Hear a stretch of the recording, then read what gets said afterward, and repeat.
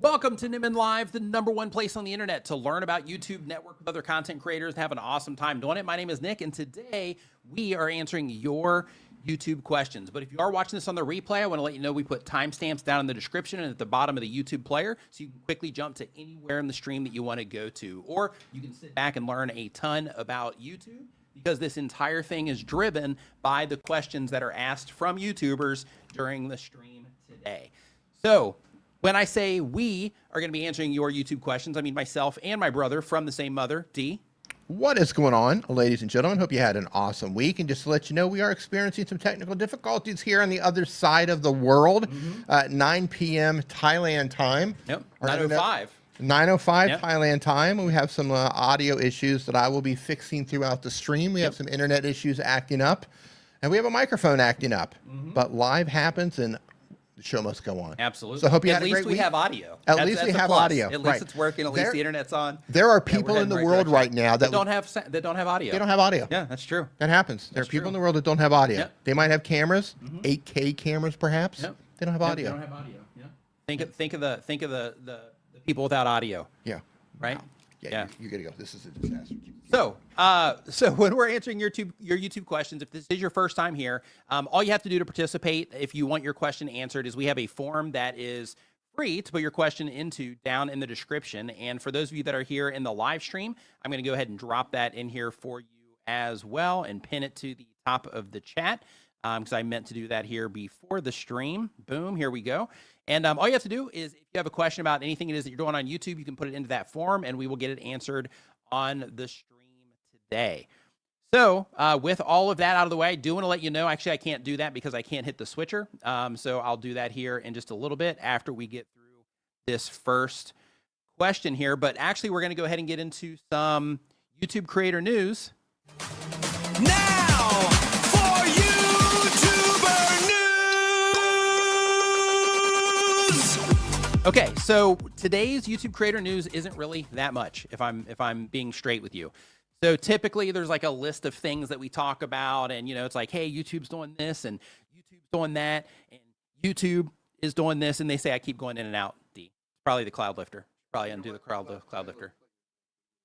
Okay, yeah. So here, let me go ahead really quick, and I'm gonna play a quick coffee song real quick. That'll give us time to kind of switch things around on this end, and we'll be back in just a second.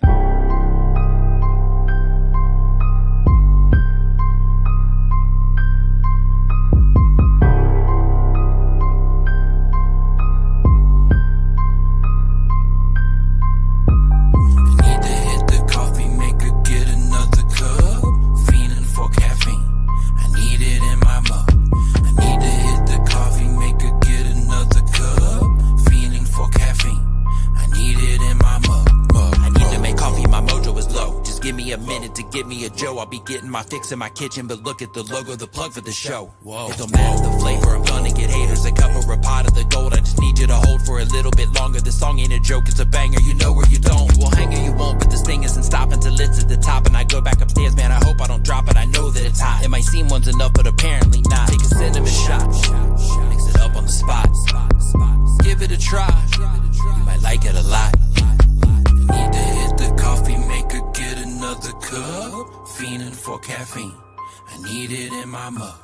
I need to hit the coffee maker, get another cup. Fiending for caffeine, I need it in my mug. I need to hit the coffee maker, get another cup. Fiending for caffeine, I need it in my mug. I need to hit the coffee. All right, we are back. Audio a little bit under control now. We think we're going to see how it goes. So for this, so basically what happened, for those of you that hang out here on a regular basis, hey, what's up, Rob? Nice to see you in here. Hey, Rob. Is for those of you that hang out here on a regular basis, you might have noticed I changed the microphone recently. And with this microphone change, since we did this, we adjusted some of the settings in the Rodecaster. Now we're having all kinds of technical problems with the audio, background noise, all this other stuff. So we're trying to get it all fixed up before the stream, and we added like additional stuff to it and all of that. But yeah, it's just not working out. So we're just going to continue rolling as we go. I just want to go on the record. I want to go on the record and say that I did all of this in protest. Yep. I, in protest, said I will not participate in the changing of the audio that we've had together for over 5 years. Yep. I'm not going to start changing stuff out. And we did. Yep. We did, and now here we are. Yep. So with that, let's see here. So yeah, Rob, what's going on, man? Hope you're doing amazing. Nice to see you in here. Beanie Draws in the house. Nice to see you too. Doug Houston, what's up? Mark Sidebottom, what's going on? Hope that you are doing great. So what we're going to do is we're going to go ahead and get into the form here and go ahead and start answering your YouTube questions. And then I will do the sponsored bit once Dee gets back. But basically, the very first question here is from Chappie Uncut. Chappie Uncut's been on YouTube for less than a year, does YouTube education content. They are looking to be a full-time content creator, and they say that they recently niched down, and they're looking for an opinion on overall cohesiveness now that they've made changes to the channel. And let's take a look and see what it is that they're doing. So yeah, like on your recent videos, you're focusing on you and thumbnails. I'm going to give you some tips here just from somebody on the other side of this. And let's go ahead and do that. Is requesting to bypass the window picker. Yeah, that's fine. So we're going to go to here, go to entire screen and share. Okay, so a couple things. The very first thing to bring to your attention here is I want you to think about, since you're trying to reach people that are interested in YouTube in some way, the very first thing that you should be thinking about when it comes to your thumbnails is how is this going to help people that are interested in YouTube be able to identify at a glance that this has anything to do with YouTube. And let me go ahead and pull it up on screen. So when it comes to making thumbnails like this, if you're trying to reach YouTubers, then in this case, what you're doing is you are working. I know, Roberto. When you are Roberto Blake in the house, what's up, dude? Nice to see you in here as well. Roberto Blake, the official Sith Lord of YouTube, Roberto in the house right now. But basically, when it comes to your thumbnails, one of the things that you want to make sure that you're doing, this is for all of us, right? No matter what type of content we're making, is you want to make sure that you're using imagery in your thumbnails that's going to help people identify that your content has something to do with what it is that they care about, right? Because, you're trying to reach other people and grab their attention using your thumbnail. And the way that you can do that in the easiest way for you as the creator is to make sure that you're using imagery or words or whatever it happens to be that will directly connect with them. So as YouTube is showing your content to them all over their homepage, it's going to be something that stands out to them based around something that they're interested in around all of the other content that YouTube is showing them that they are also likely to be interested in, okay? So like in this case right here, because you don't have YouTube logos, you don't have the word YouTube in here, you don't have anything about, it says the system behind every video that I made. So you don't have anything, relating to any like video or anything like that, just to stop guessing, especially where you're at right now with the channel. I would lean heavily on imagery that will help content creators identify that this has something to do with, the things that they are interested in. If you're wanting to capture their attention, that would be step one. And I would do that with all of your thumbnails. So some of them you have like wrong for, most creators, for example. And in that case, the word creators might grab their attention, but you have that particular thumbnail where it's all like in white letters, right? And then you're there with like a light hoodie, and then you have like a gray background. So there's nothing that really stands out there when it comes to that thumbnail. So the whole idea is trying to make sure that you are using imagery and, in your case, logos or words in your thumbnails that will help content creators identify that your content is, it's something that matters to them. So work on that side of things, and then build from there. Next up, we got Truck Report Geeks. Truck Report Geeks. Grab your channel here just in case. They upload every other day, been on YouTube for 1 year or more. It's an automotive channel. Goal of the channel is to make money. And the question is, hey guys, took your advice last week and made 6 videos with me doing the videos of real walkarounds, no stock photos. Nice. Good to hear that. I'm not sure if you wanted like, feedback on that or not, or if you were just reporting in. So that's good. Hopefully those videos went well. compared to, you know, oh, okay, yeah, you were just on the screen shares of the images. Yeah, good. Yeah, glad that you're out and about now. So let people get used to that version of your content. And also, like, as you're doing that, because I see, you know, for example, what I'm looking at here, and this is just the auto preview, so it might have just been, you know, the moment that it caught there, but it looks like, you know, the footage is kind of jerky and stuff like that. So just remember when you're making the videos to just slow it down a little bit in terms of the movement, you know, that type of thing, so that it's easy to follow when somebody's watching. But yeah, I love that you are publishing videos now where you're actually, you know, in motion. There's something for people to watch while you talk about what it is that you talk about. Yeah, I think that's fantastic. Nice work on making that change. Next up on the list here, we've got Aaron Lackey. Aaron Lackey uploads 1 time per week or more, been on YouTube for less than 6 months. They do preaching content.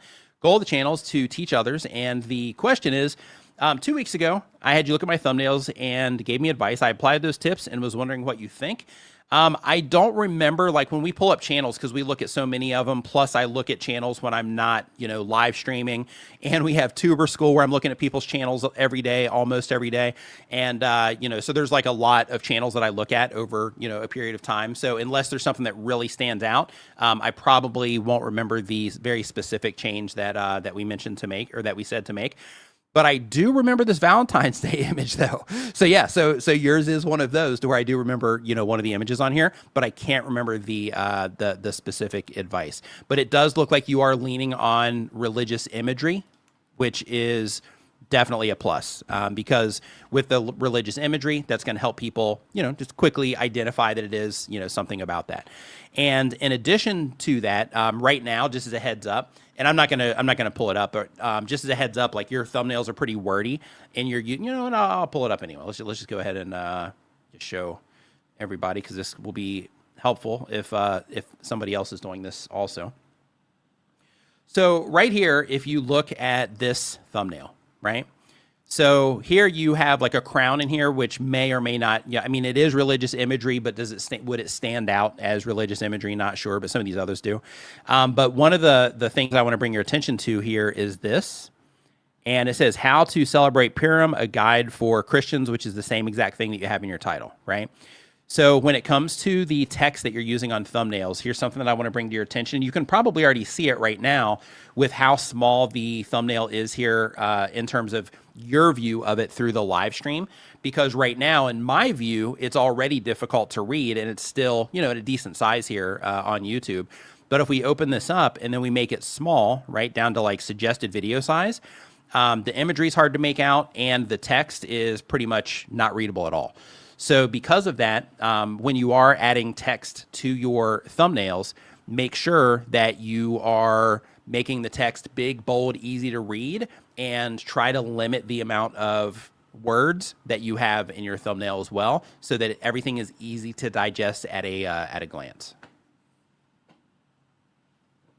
And I think I just saw something here. Give me 1 second. Oh, yeah, Rob, congratulations. That's what I was looking for. Yeah, congratulations, yeah. 100,000. Yep. Rob, the Mariner in here. Yep. Yeah.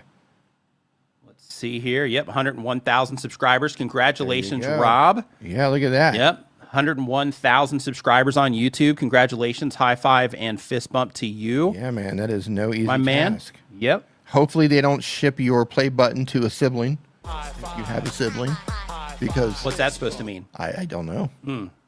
Yeah, I'm not sure. I'm not sure what that's supposed to mean. You don't understand the reference. Yeah, I don't get it. Don't get it.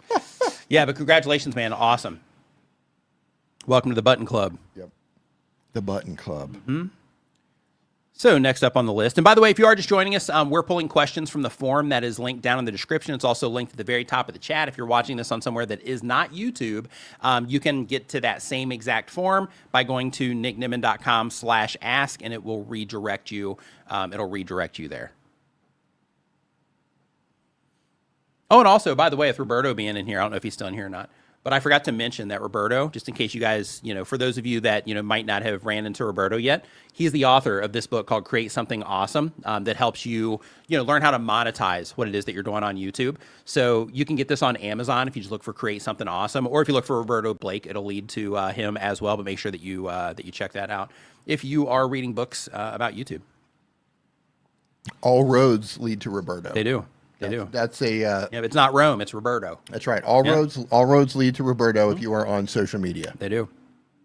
That is part of the terms of service. If you go into when you're creating a YouTube account and you go in to read the terms of service that you're agreeing to. Yeah, it's like down on like line like 873. It is. I think it is. It is. Yeah, and it's like everything leads to Roberto, and you have to agree to it. You're like, okay. So Gardening with Bear Brown is the next channel on the list here. Uploads 1 time per week or more. Been on YouTube for 1 year or more. Does educational content. And Roberto wasn't built in a day. That's true. That's right. And the goal of the channel is to be a full-time content creator. And the question is, hey, Nick and D, hey, what's going on? Hey. It says, what advice can you give for launching products? This is new to me, and I have a digital product ready, but I keep changing things. I think I'm just in my head. Do you have any doubts about your first product you offered? Thanks. Yes. So the first... What was the first thing you sold? You remember? Video bumper pack on the Warrior Forum. Okay. So with the video bumper pack, what that was, and this was before I was on YouTube, but I was exploring like just general internet marketing stuff. And the video bumper pack was a download that you could get that had like end screens in it, bumpers, the little bumper things at the end. But it had a bunch of different end screens in it, and it was a bunch of PNG files, transparent PNG files, so you could put videos under them because you could do previews way back then when dinosaurs were roaming the earth. And then it was a PSD, and with that PSD, you could go in and turn layers on and off to kind of customize it and add text to it and all these other things. And I sold that on the Warrior Forum, and then somebody stole it. I remember that. Yep. And the person that stole it, I hit him up, and I was like, hey, man, you like literally have my stuff in here. I laid it on top of it, and I did a screen share, and I was like, it's literally everything about, the spacing, like all this stuff is the same. And he was like, hey, my assistant did it, whatever. But we ended up doing another thing. In that other thing, I think it generated like $12,000 in 2 days or something like that. Where my thing, it only generated like a couple $100. But with that, that was my thing to where I was like, okay, I think this whole, like selling like products thing might pay off. So I was nervous about that though. But at that time, like on the forum, nobody knew me. I didn't have a YouTube channel yet, nothing like that. So I didn't really have anything to lose in terms of, being worried about what people would think about, what I was providing. So I wasn't too concerned, but I mean, I guess I would say more nervous about putting in the work of making something and then people not being interested in it. I think that was the thing that I would probably be more concerned about. I'm still concerned about that. Like if I make something, I have to make it for me first, because, if I don't make it for me first, then I'm like, okay, well, if I'm not going to use it, then, I can't expect somebody else to, to want to use it either. So, but yeah, so here's my tips. Oh, here, go ahead, D. Oh yeah. I was just going to say the first digital product I sold for YouTube specifically started when the world shut down. Streamer templates, right? Right. So the world shut down. Everybody was inside, and StreamYard, that was their moment. StreamYard came in. This is our moment to shine. Yep. And at that time, nobody was making overlay graphics specifically for StreamYard. And they just exploded at the time because everybody was inside, and they were trying to replace, how do we stay connected? And that just went bonkers. Absolutely bonkers. With that for a while, for a couple of years. Here's the problem with digital products. They're great, but be prepared. If they're successful, people will steal them. I have lost track of how many sellers on Etsy and how many sellers on Fiverr were just straight up stealing my designs. And then offering them as a service. And Fiverr... Slimy.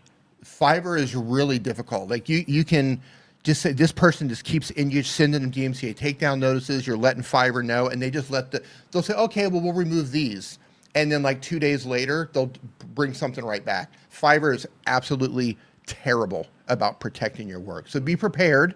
And there will be people who steal your stuff and start their own websites, and you have to. If you have a successful product, people will steal it. So be prepared for that.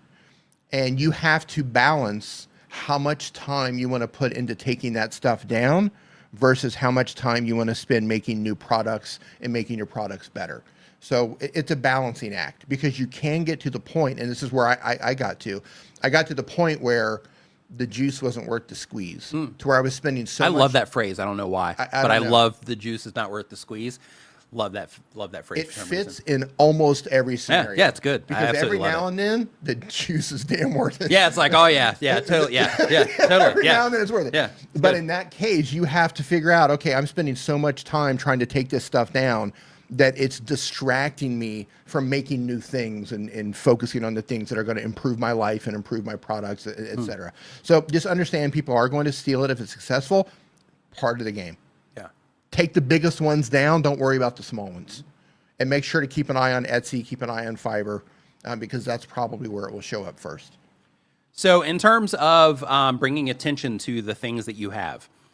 So with that, let me pull up your channel here real quick, and just so I can take a quick look at what it is that you're doing.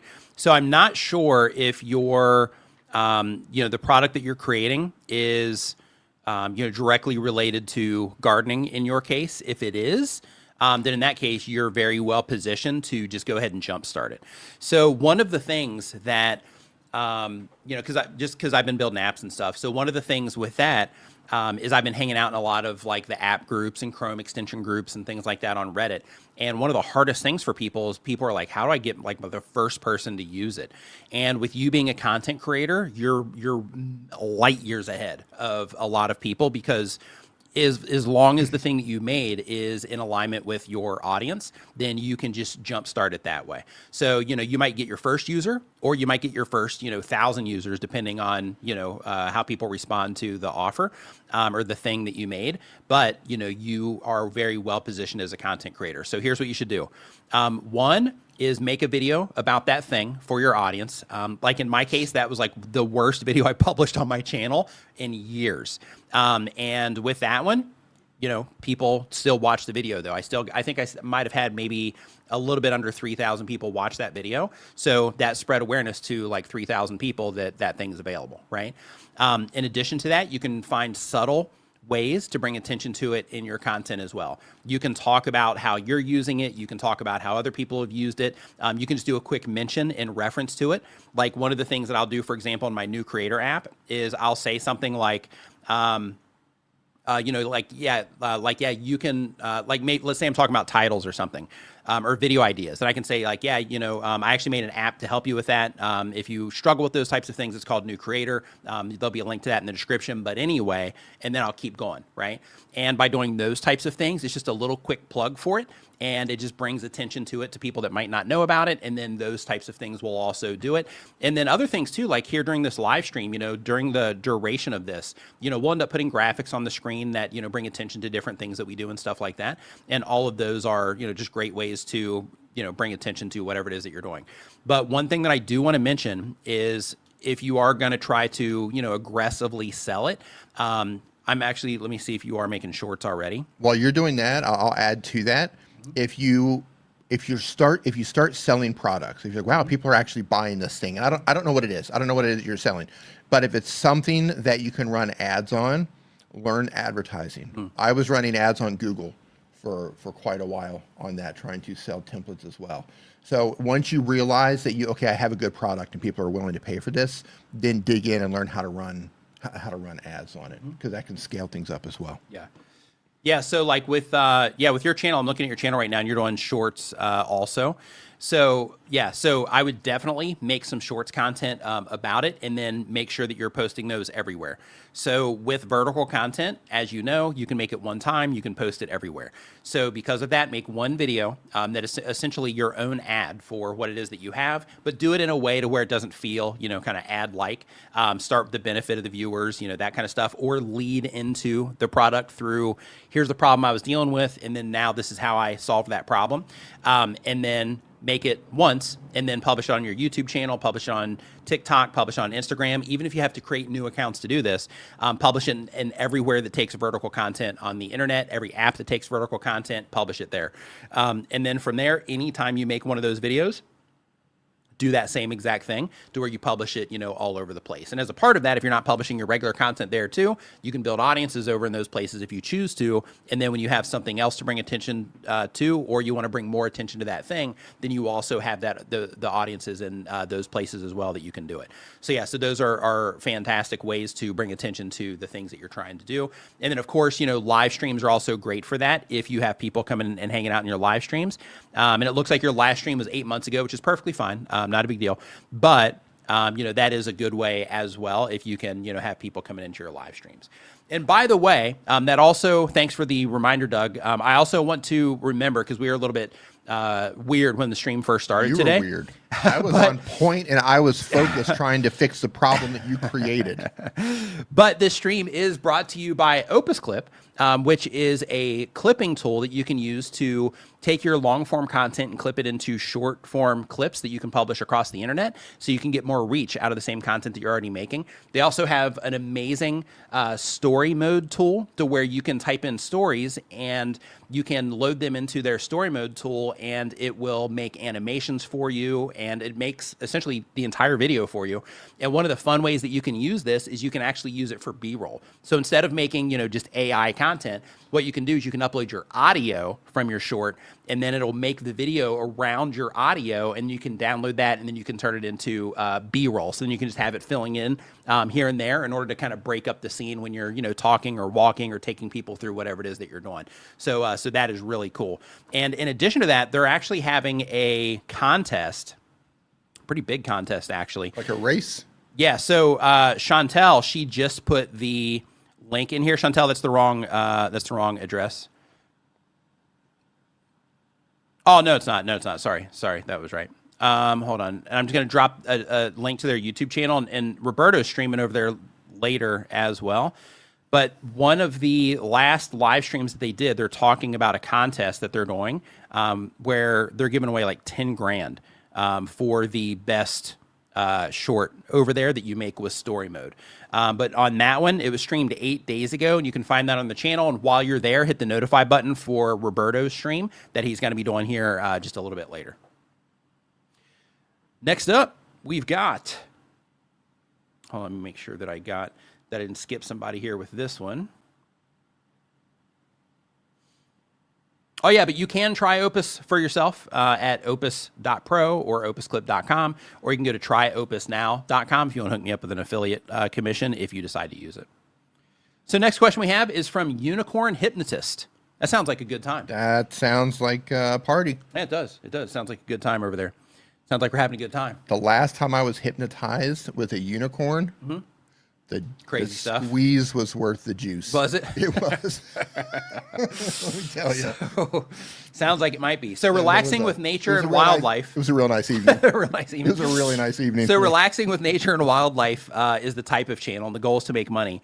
And it says, my goal is a drama-free channel featuring animals and nature, and what can I do to get more views? So let's take a look and see what it is that you are doing. I think the juice was worth the squeeze, not the squeeze is worth the juice. Yeah, it is. But when you're with the I unicorn, thought you did that on purpose. No, it doesn't even matter with your, Yeah. I mean, both. It works both ways Yeah. with the unicorn. Yeah. Right? Yeah. It's worth it no I mean, matter. it depends on the unicorn. No matter You know. how you approach it. Right. The squeeze is good. The juice is good. It's just good across the board. I mean, Just from a unicorn. hypnotized with a unicorn, it's all good. Yeah. Yeah. Okay, so let's take a look at what you're doing here. So you are hanging out in nature. So the very first thing is, at least from this content that YouTube is recommending to me here under the for you, it doesn't look like anything here is nature related, but let me click on your videos tab and see. Okay. Yeah, hanging out with deers and stuff. That's pretty cool. So yeah, I would just, like I think like your thumbnails, you got cute little deers in there and stuff like that. I think, your thumbnails are okay. I would make the deers bigger so that they, kind of stand out a little bit more. But I think, it's cute that you have deers in there. What, D? Brent says the squeeze isn't worth the juice. I need to work that into my daily conversations. Listen, let me tell you something, Brent. You don't understand how doors are going to open once you start working that into your daily conversation. Yeah. Right? Just walk up randomly to people, like at the cafe. This one trick unicorn hypnotists don't want you to know. That's right. Work that phrase in, and everybody's like, "Wow, this person's great." That's right. That's right. Forget Dale Carnegie. Yeah. How to connect with anyone. Yeah, or you whatever. just know that line, and you're good. Know that line. You're solid. Oh goodness. Okay. So back to the channel here. Yeah. So a couple things is one, I wouldn't even worry about putting the border on there. I would just focus more on the imagery. And if you are just hanging out there with the camera, how long is this? 5 minutes. Yeah. So if you're hanging out here with the, Oh, that looks pretty. those look pretty. Okay, so you're going out there and finding them and stuff. The one Yeah. trick unicorn hypnotist. That took me. Welcome. Yeah. Yeah. So with these, I'm not sure if you are commentating over these. I'm not sure exactly what's being offered here, or if you are just showing them. But one thing just to mention real quick, I don't think you are commentating on these, is, like having content like this where you're not commentating. I mean, people can watch them, but with this, there's no, real reason for people to like want to keep coming back to see the next video and stuff like that, unless you're following like a journey of, a deer or deer family, something like that, maybe. But I think, with what it is that you're offering, I think one of the things that you're going to be dealing with here is people, coming in and watching, one video and thinking, you're like, oh, they're cute. And then maybe they'll come in and watch another one, down the road. But I just don't see like a real reason for people to want to just keep coming back and keep coming back and keep coming back. So I would just keep that in mind. And then also here, you have down here, you're making a crab salad on a budget. So, those types of things, I would just get clear on, like, don't get me wrong. You can do YouTube for fun. But if you're wanting to get more views, which is what you were asking, step number one is try to think like, okay, what am I doing all this for? Like, why am I putting my energy out on these videos? And what am I trying to accomplish with this channel? And then from there, start thinking, okay, if this is what I'm trying to accomplish, then who is it that I'm actually going to be making content for that's going to be, riding along with me or doing this with me while I accomplish this, that I'm making all this for, right? And then from there, start dialing things in how to connect with those people in the best possible way. And step number one with that is niching down and figuring out exactly what it is that you're going to be offering over a long period of time, so that people will want to come back. And then from there, asking yourself, okay, with every one of these videos that I publish, what's in it for the viewer, and why would somebody else care about this, and why would they want to watch it, and why would they want to watch it in its entirety? And then, what out of those viewers, what would also make them want to come back and keep participating in what it is that I'm doing. And hey, really quick, iFund Chris, thank you for the super chat earlier. Yeah, we're in the midst of some stuff, so I did mention that earlier. So thank you for that super chat earlier. All right, next question. Next up, we've got a reaction channel from AVR Reactions. The goal of the channel is to make money. And they say, I want to grow my channel subscriber views and audiences and beat advice. I'm new to the YouTube world. Okay, maybe that means best advice. So you want to grow your channel and your subscriber and views. You started 5 years ago and then you left, and now you're back. Back, baby. Yeah. 5 years ago. Yep. Okay, so let's see what it is that you're doing.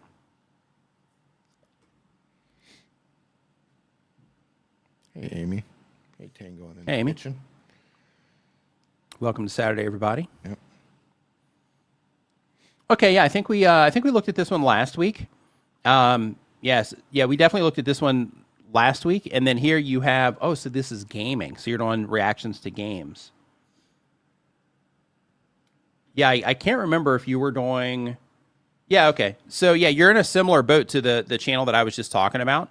Is, right here, just to pull this up here really quick, is if we are looking at this video here, this is a PS5 video. So I guess this is, for a game.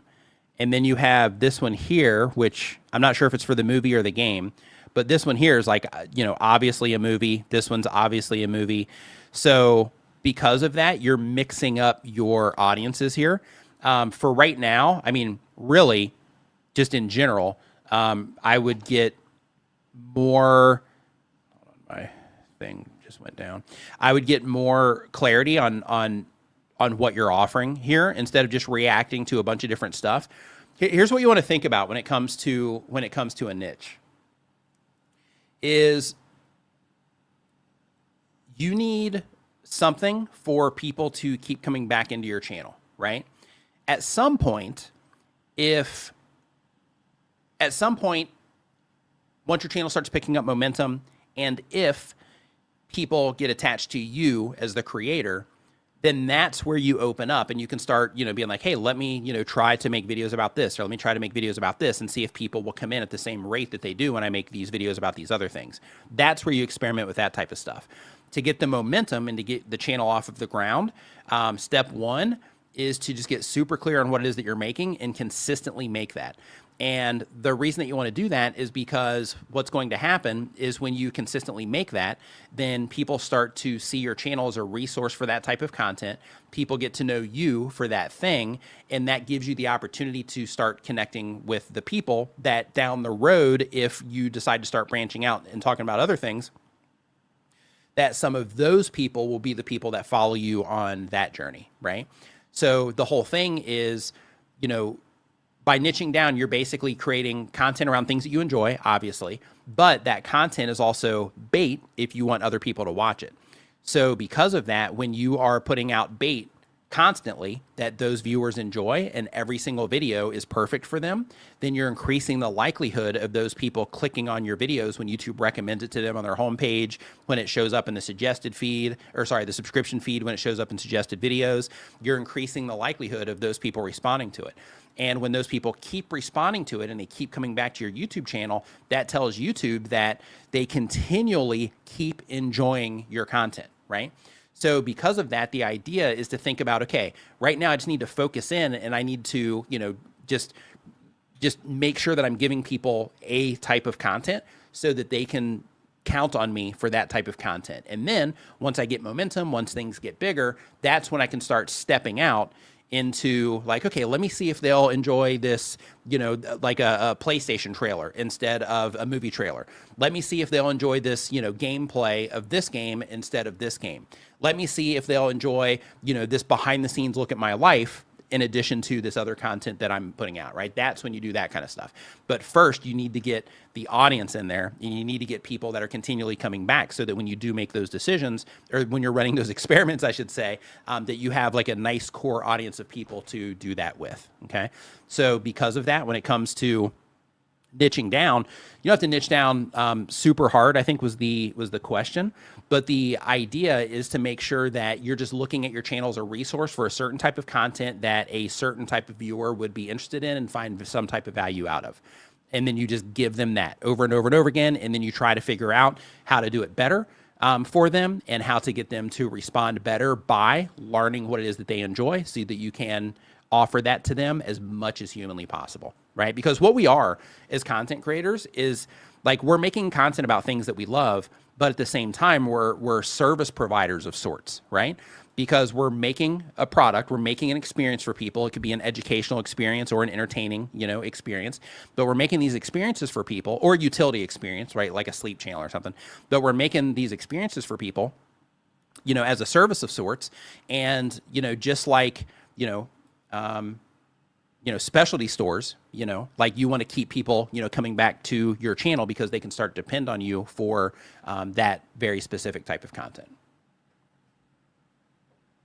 And the question here, and really quick, Roberto mentioned something here that I'm going to highlight. Let's scroll up here and where I can find it.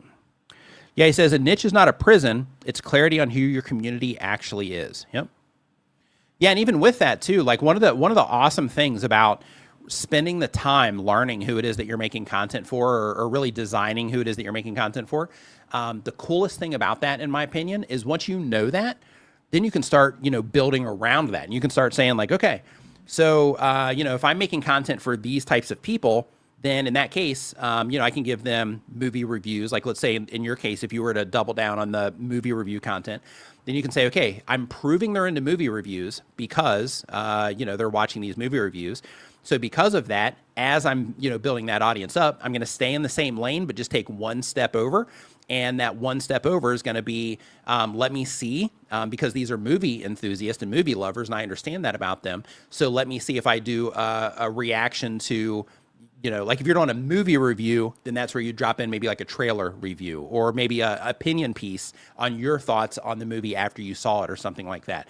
So then that way you're still connected with those movie enthusiasts, but you, since you know that you're connected to them, then you can start working on like, what all can I offer these movie enthusiasts so that they'll, you know, keep coming back and keep enjoying all these different things that, that I'm putting out for them.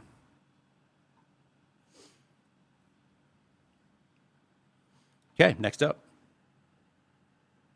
Okay, next up. Next question. We've got English Woodsman. English Woodsman uploads 1 time per week or more. Been making videos for a year or more. Does outdoor hiking and wild camping. When you hear wild camping, what does that make you think about, D? When I think about wild camping, I think about just like grabbing your little mat, cowboy style. What was this? Little roll. It was a roller. Oh, a little okay. rolling mat. All right. Okay. And just going into the mountains and just laying down, cowboy hat, you know, up against a tree. That's when I think wild camping. Okay. But I know that's not what it is. Just pretty much like blanket on the ground in the dirt. Brokeback Mountain. All right. Almost. Okay. Brokeback Mountain. Okay. Yeah. Just laying down on a mat in the dirt against a tree. Yeah. That's when I think wild camping. Yeah, I'm kind of the same way. Yeah. Or Yeah. a lean-to. Well, what's a lean-to? Where you just take like the fabric and you. Oh, so it's kinda like make a tent over a string, Yeah, essentially? but you don't have a floor necessarily. Okay. Just rough camping. Okay, I didn't know there was a name for that. Yeah. Okay. Yeah. All right. Just rough, bare bones camping. right. To where, you know, mosquitoes, insects, snakes, risk of being attacked by a bear, grizzly bear. Wouldn't that bear still be attacked in like wouldn't they still attack you in a tent possibly? Possibly. But you wouldn't see it coming, so Yeah. there's something to be said about that. There is. But if you're asleep, you might not anyway if you're in the other kind of tent. That's true. Yeah. Yeah. Anyway, wild All right. camping. Yeah, That's okay. what I Yeah, think. that's good. when I That's think about good. Wild camp. Yeah. All right. So, so they do wild camping content. The goal of the channel is connect with others who like what they like. And they say, hey, brothers from same mother, what's Hey. going on? Says, I'm an outdoor YouTube channel with 112,000 subscribers. I enjoy reviewing outdoor hiking and camping meals. But when I make videos about the different brands and different meals, my viewers don't seem to watch them. But the meals are made for outdoor adventure. Thinking about setting up a second channel, just concentrating on the meal. Any thoughts, please? So basically you're talking about if you, just to make sure I understand right, you're saying that you make videos about different brands and different meals. Your viewers don't seem to watch them. So essentially, do you mean if it's a sponsored video, they don't seem to watch them? Here, let me look at your channel real quick so I can just kind of see what you got going on here.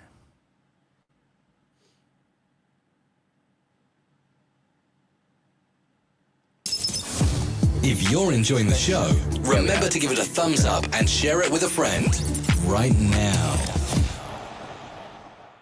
All right.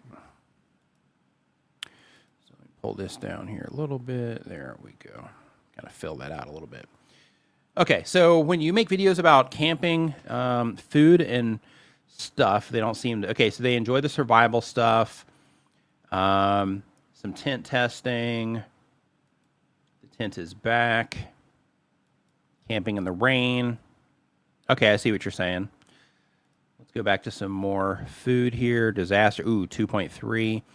Okay, so step number 1 when it comes to something like this, if you do want people to respond better to, like if you're getting, if you're promoting this as an affiliate for these, if you're promoting these as an affiliate, or if you are getting these sponsored, then in that case, one thing that you can do is try to make the video more, unless the brand is demanding you to put their thing in the thumbnail, which they may or may not be.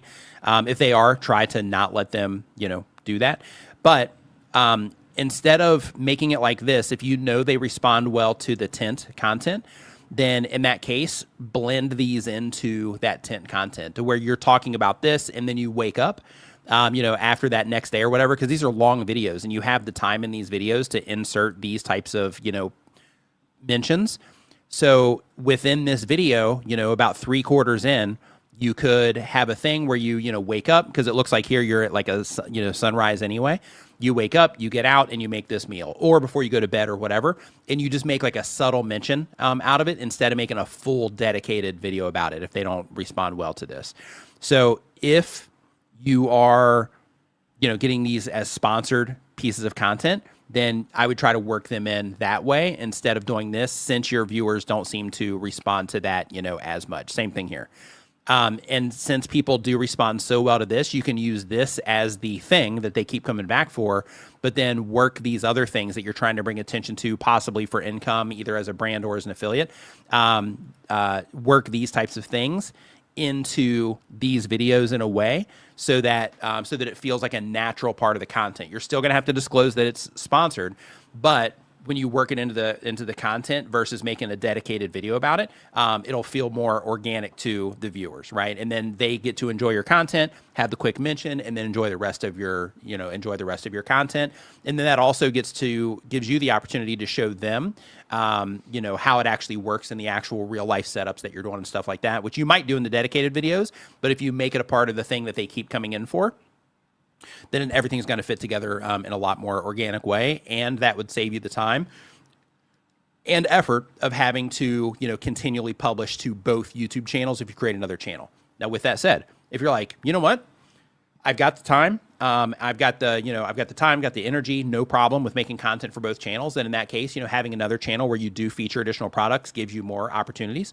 So then you can give the viewers what it is that they want here, and then work in whatever it is that you can for, either affiliate or sponsorships or, whatever it is that you're doing for income. And then when it comes to the other channel, have that one dedicated to just camping products. And then from there, you can become a resource for people on that. And because it is kind of cross-pollinating here, as long as your viewers are people that are actively interested in this, meaning that they're going out and camping and things like that, then in that case, you can direct them right over to that products channel in video descriptions. Every now and then in your end screens, you can have a playlist going, on your main channel page over to that channel. You can occasionally share videos in your community feed from that channel, that kind of stuff. But if your viewers are watching this for entertainment purposes, meaning they're probably not going out in the tent, in the woods themselves and having these adventures, they're watching more for entertainment, then in that case, you don't want to necessarily make those connections, because those people aren't going to be buying the stuff that you're bringing attention to anyway, right? Which might be why these videos underperform. So, one of the things that is important to think about, when it comes to the people that are interacting with your videos or the people that you're serving with your content is, people watch videos for different reasons. Typically, I'll frame this thing around, vlogging, to where if somebody's watching a vlog channel, let's say it's a travel channel, and when they're watching that travel channel, they might be somebody that's watching for entertainment, which, like in your case, they might be watching your camping videos for entertainment, versus the people that are actually traveling there. So the difference is when people are watching for entertainment, then you make the whole thing entertaining. And that's what it's all about, is, hey, I'm just making this, a piece of entertaining content for people to watch. But if you have people that are camping, in your case, or people that are traveling for travel channels, situations, then in that case, then you talk to them differently. You make content about different things. So for example, instead of saying like, hey, I went to this restaurant. It was absolutely amazing. I had this, steak, whatever it is that you ate. This would be on my, out of all the restaurants I've had here, this is number 8, right? That's where you would have that type of language if you had viewers that you were serving from an entertainment perspective. Whereas if you have viewers that are actually traveling there, and that's what your channel is about in terms of, helping travelers, then in that case, the framing is completely different. Because then you go to the restaurant, you're talking about the prices, you're talking about, where it's located at, you're talking about the environment, the surroundings of it, and you're making the mention, right? Hey, yeah, if you come here or when you get here, you should definitely check this place out, right? So just the way that you communicate is different. So on your channel specifically, for your camping channel, I would get clear on that part. Like, are the people that are watching my videos, are they people that are actually doing this stuff, or are they watching me for entertainment? And if they're watching me for entertainment and I still want to make the videos about the camping products that they're not responding to, then in that case, let me move them to a different channel, because those people aren't going to buy many anyway. And then let me just focus this channel on entertaining those people. Okay, next up.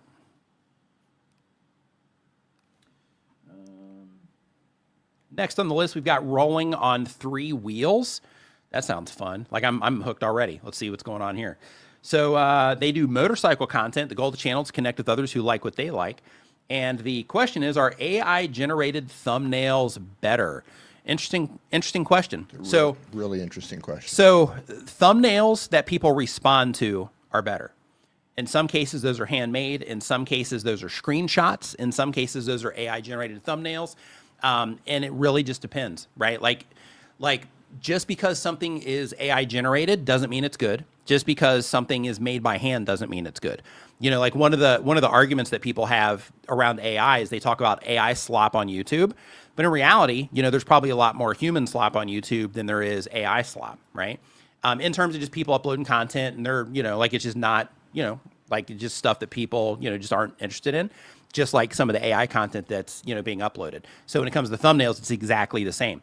So, you know, an AI thumbnail, if you have no idea how to make thumbnails and you don't know how, you know, to get people to focus on anything, but you can type out, you know, a prompt that represents the video in a good way, then in that case, AI might give you a thumbnail back that might be a good fit for that video, that might get people to click on it more than if you would have made one yourself inside of Canva or Photoshop or TubeSpanner or something like that. So because of that, experiment with them and see if people, you know, respond better to them or not. I see what it is that you have on your YouTube channel here, and you've got some cool vehicles. So because of that, you know, I would definitely highlight those vehicles a lot on your channel so that it's just crystal clear that it's about those vehicles because they're really striking to look at. Like the spider vehicle that you have here. Let me share this real quick. This is just really cool. Yeah, like this one right here. Huh. Must be a small size. Yeah, but anyway, let me zoom it this way. Yeah, like that vehicle right there. I've got the autoplay rolling. Okay, now let me go down here. Yep, still rolling. But anyway, the vehicles look super cool. So I would highlight the vehicles way more than I would highlight like the words music and whatever this is and just a general flashlight review, those types of things. Like make sure that on this channel, that you are, you know, making everything about the, you know, vehicles, the experiences that you're having with the vehicles, your review of these vehicles, all that good stuff, versus just like a random, you know, flashlight video. But for those of you that are doing AI thumbnails, though, I can't recommend enough, and I'm not sponsored by them or anything like that. But there's a company called 1 of 10, and they are a tool that basically it helps you look for like outliers and stuff like that on YouTube. And an outlier, if you're new to that language, is basically videos that do substantially better than other videos, right? So it can be a 3x in terms of, you know, like your videos normally get 100 views, this one gets 300 views. You only get 300. It can be, you know, a 10x, you know, anything like that. Like if it's one that does substantially better, then it's an outlier. So basically it helps you identify that. It helps you look at thumbnails just across YouTube that are similar, that kind of stuff. It's really cool. But one of the things that they have there is they have a AI thumbnail generator, and in my opinion, it's the best one available. So you can do AI thumbnails in vidIQ too, and theirs is okay. You can do them directly inside of ChatGPT. Also, same with Nano Banana, if you know how to prompt everything right. But when it comes to 1 of 10's thumbnail generator, just all the prompts and stuff they have built around it to make it work, it's pretty awesome. So if you are somebody that is doing, you know, AI thumbnails, you're wanting to experiment with it, I really recommend that you go and you check out 1 of 10. I mean, it's next level when it comes to their thumbnail tool. Yeah, theirs is a lot better. Yeah, it's awesome than some of the others. Yeah, it is. Yeah, that's one of the things, like you know, for their product that really shines is that that particular tool. So next up, we've got Next question. American English with Brent. Uploads 1 time per week or more. He teaches English with watching the news. And the question is, Nick, I found my channel performs best during global crisis. My recent lesson about the U.S. Dealing with Iran is crushing. Feels that I'm winning while the world is losing. How does one balance the need to be relevant with the guilt of benefiting from chaos? We were talking about this over dinner tonight. Wow. Yeah, that is. Yeah. First off, great question. And I love that you're like, I mean, I don't love that you're dealing with it, but I love that you're like ethically like, yeah, like, you know, this is something I'm trying to manage here. so love that. Yeah. So when it comes to that, our conversation over lunch today is D and I. We were talking about with all the crazy stuff happening in the world and how it's going to continue to be crazy for, at least a handful of years. Just what an opportunity is for political content. And like, if you just blowing up a channel over, just trending current events around politics, world affairs, all that stuff. So much to talk about. Yep. And then when it comes to that, one of the things that we were having with the conversation was, do we want to, be somebody that's also creating some of the division and some of those feelings that people get when they're, when they're interacting with that content where, before they clicked on it, they were having a good day. By the time the video is finished, they're angry and they're upset and they're, like that's going on. Right. So I think with what it is that you're doing, where you're talking about it in English and you're basically using it as a way to teach people the language through things that are happening to where they would need to understand anyway. And you're not putting opinions. I mean, if you're not putting opinions into it and things like that, then in that case, I think that it's clever to take the approach that you're taking, because what you're doing is you are doing you're finding something that's trending, right? Which is the world news and all the chaos that's happening. And then you're using it as educational material. So because of that, I personally don't think there's anything wrong with what it is that you are doing. I mean, I'm not, the voter on that, so to speak, but I think that, I think that the way that you're doing it, as long as you're not trying to sway anybody, I think it's perfectly fine. What do you think, D? Look, the chaos is going to happen with or without you. And I don't believe there's anything wrong with talking about the chaos or even trying to profit off the chaos, as long as you're still doing it in an ethical way. If your sole purpose is to infuriate people and to divide people and to make people feel worse than when they came onto YouTube, right? Like, I was feeling pretty good till I watched your video. Now I'm mad. Or now, you just ruined my day and I'm just so upset because of the way you. Now I don't like my relatives because they don't think the same. Right. Yeah. I think if you are divisive in that way, look, when it comes to being a creator in general, you are either putting something positive out there or you're putting something negative out there. And that's our individual choices as creators as to what we want to put out into the world. I recommend you try to be the light, though. Yeah. Some people can go out there and do anything you want. I don't know how some of the media, the mainstream media, sleeps at night. Yeah, I don't know how they sleep at night, other than looking at their bank accounts. Right. And some people can do anything for money. And I'm not shaming them for that. I wouldn't be able to do it. Yeah. So I would say, as long as you're doing it in a format where you are not causing division, you're just like, hey, this is what's happening, right? You're just kind of like down the middle, you're fair, and you're okay with it. If fair and balanced. If you're right. I mean, we all know as creators if something's right or if it's wrong. Yeah. That's we know. We are built with that inner feeling, like, I don't know about this. That little fear, that pit in your stomach, the thought in the back of your mind, like, I don't know if I should do this. And sometimes we have that feeling because we're just afraid to do something. Other times it's because we know that it's not right. Yeah. So I would say follow your instinct. And if you're okay with whatever it is that you're doing, then go for it. But the fact that you're asking the question and you're wondering if it's ethical, I think if you present it in an ethical way, I think you'll be fine. Yeah. The bottom line is this: when you rest your head on the pillow at night, are you going to be thinking about you did something good today or you caused more chaos? And if all you did was talk about the chaos, I don't think you're causing more chaos, as long as you didn't try to persuade someone. Yeah. Right? Here's the chaos according to my view, and you should be really upset because of this chaos. Yeah, he says right here, he says that I don't add my opinion, but I'm guilty of rage bait titles. I'm sure I could grow more if I was left or far right, to be honest. Yeah, absolutely. There's a good chance of that.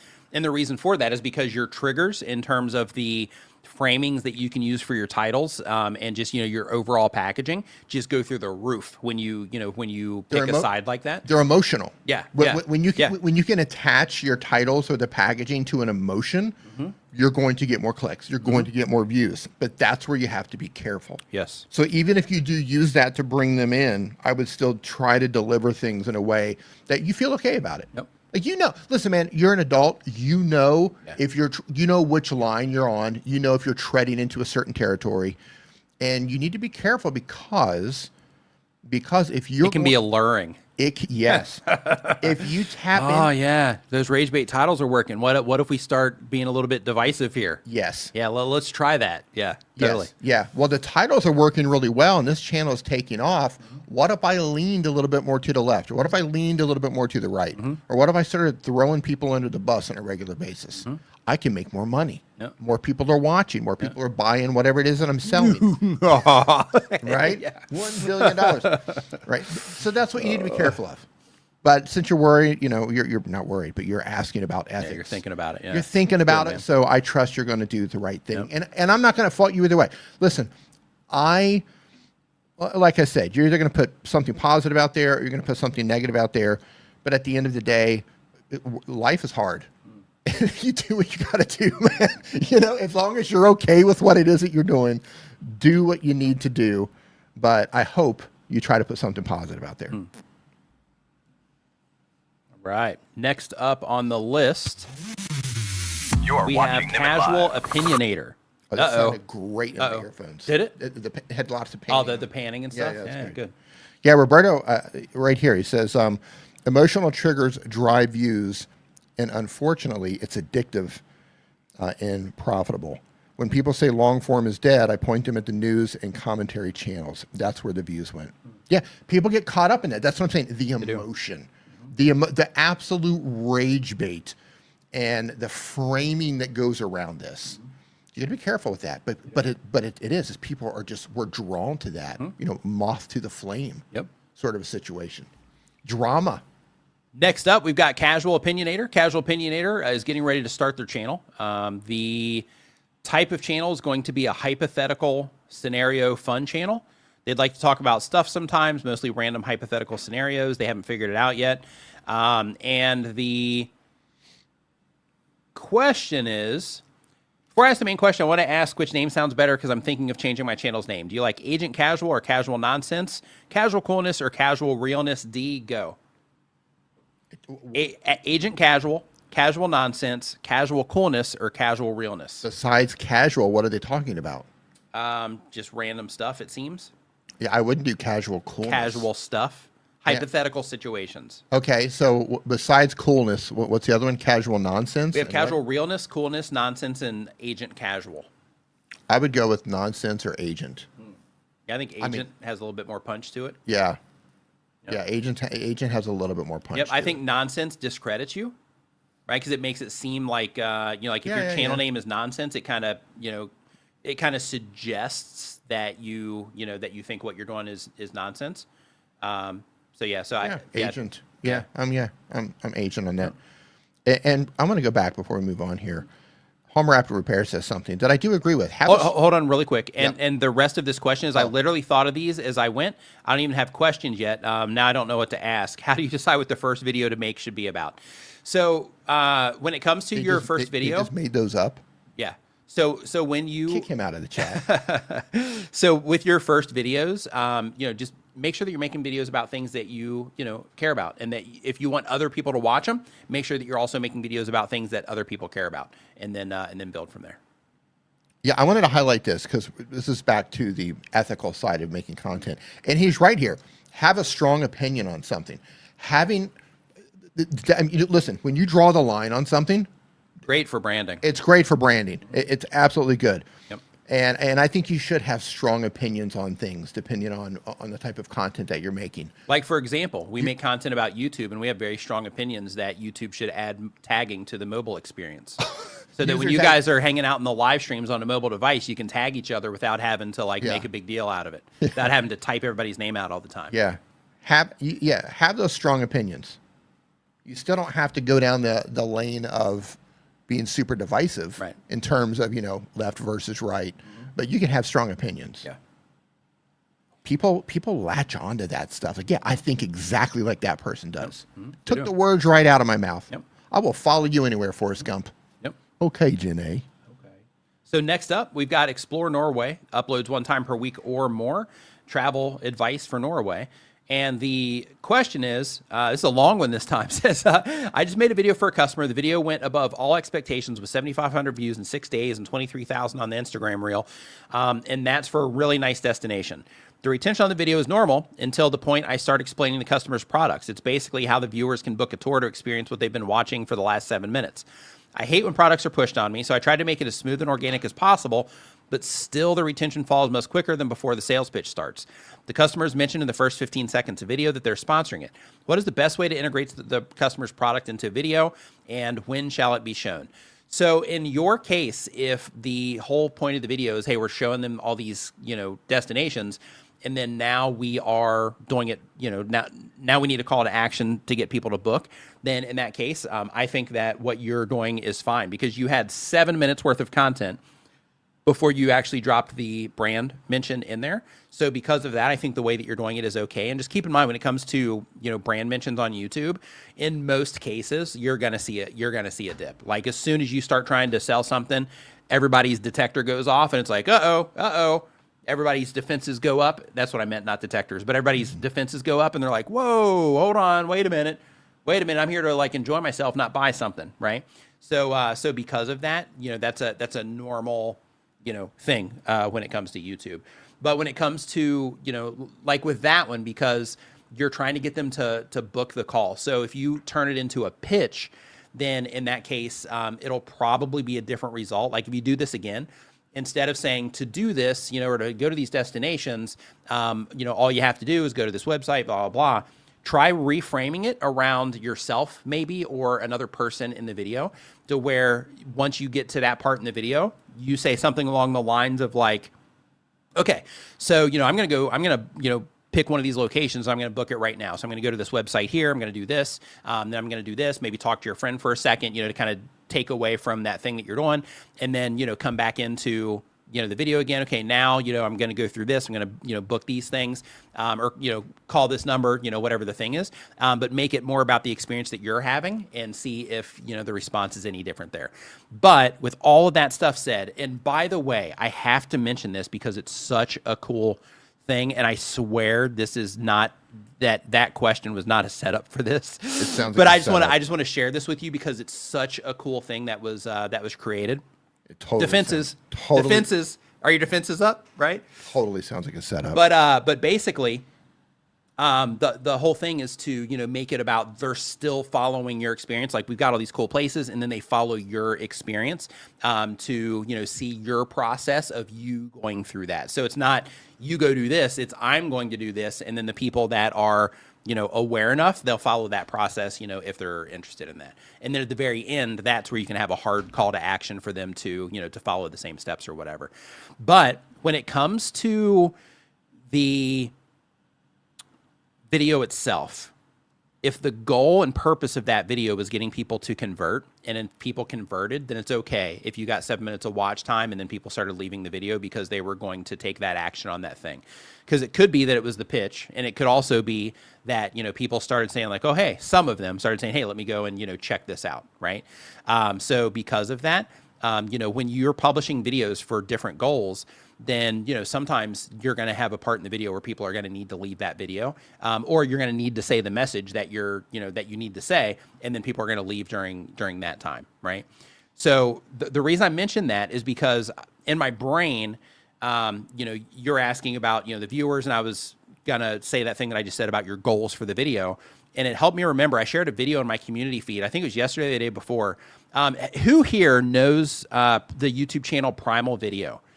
They share a bunch of videos, or a bunch of videos about like OBS and video editing software and mobile video editing software. They have some YouTube stuff that they do. We've done collaborations over the years a few times, between channels and stuff. I've heard of those guys. Yeah, right. Yeah, but Justin and Mike are like, they're awesome. Just amazing guys. And they put out a tool called Video Stats.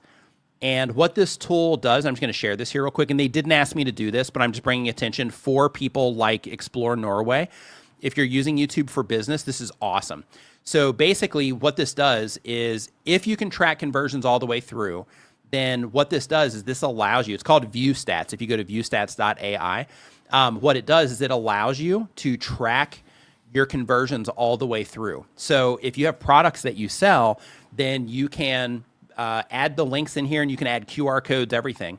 But you add the links, and then instead of just what videos are getting the most views, right, it starts pointing out to you what videos are people clicking on these links that we're trying to get people to click on, which videos are causing people to convert more.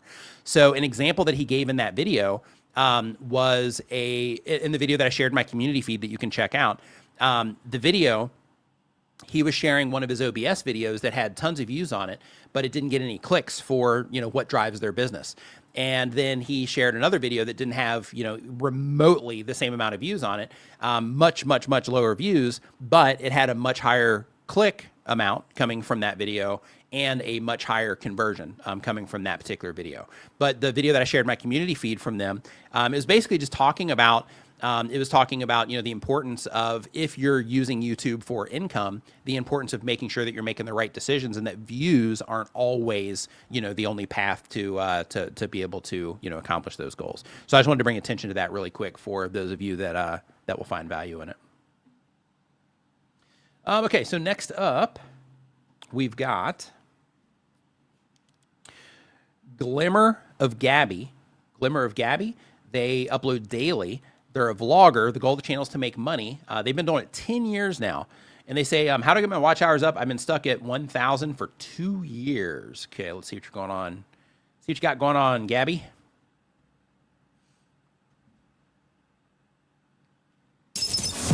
If you're enjoying the show, remember to give it a thumbs up and share it with a friend right Oh, really? now. Get it? Okay, good. I'm watching some videos here. Maybe I'm going to listen here. Okay, Gabby, let's see what's going on. Okay, so the very first thing is, she finally understood too late. Gang, mukbang, school vlog with dental hygienist. So in terms of how you're, framing all of this stuff, none of the, and I mean this, respectfully, but I have to tell you this, in order to be able to help. But like these types of things, right? She finally understood too late with, somebody just sitting in the car. There's nothing really compelling about this, that if this shows up on a homepage, will make somebody at scale, will make people at scale be like, oh my gosh, I got to check this out, right? Or wow, this seems interesting, right?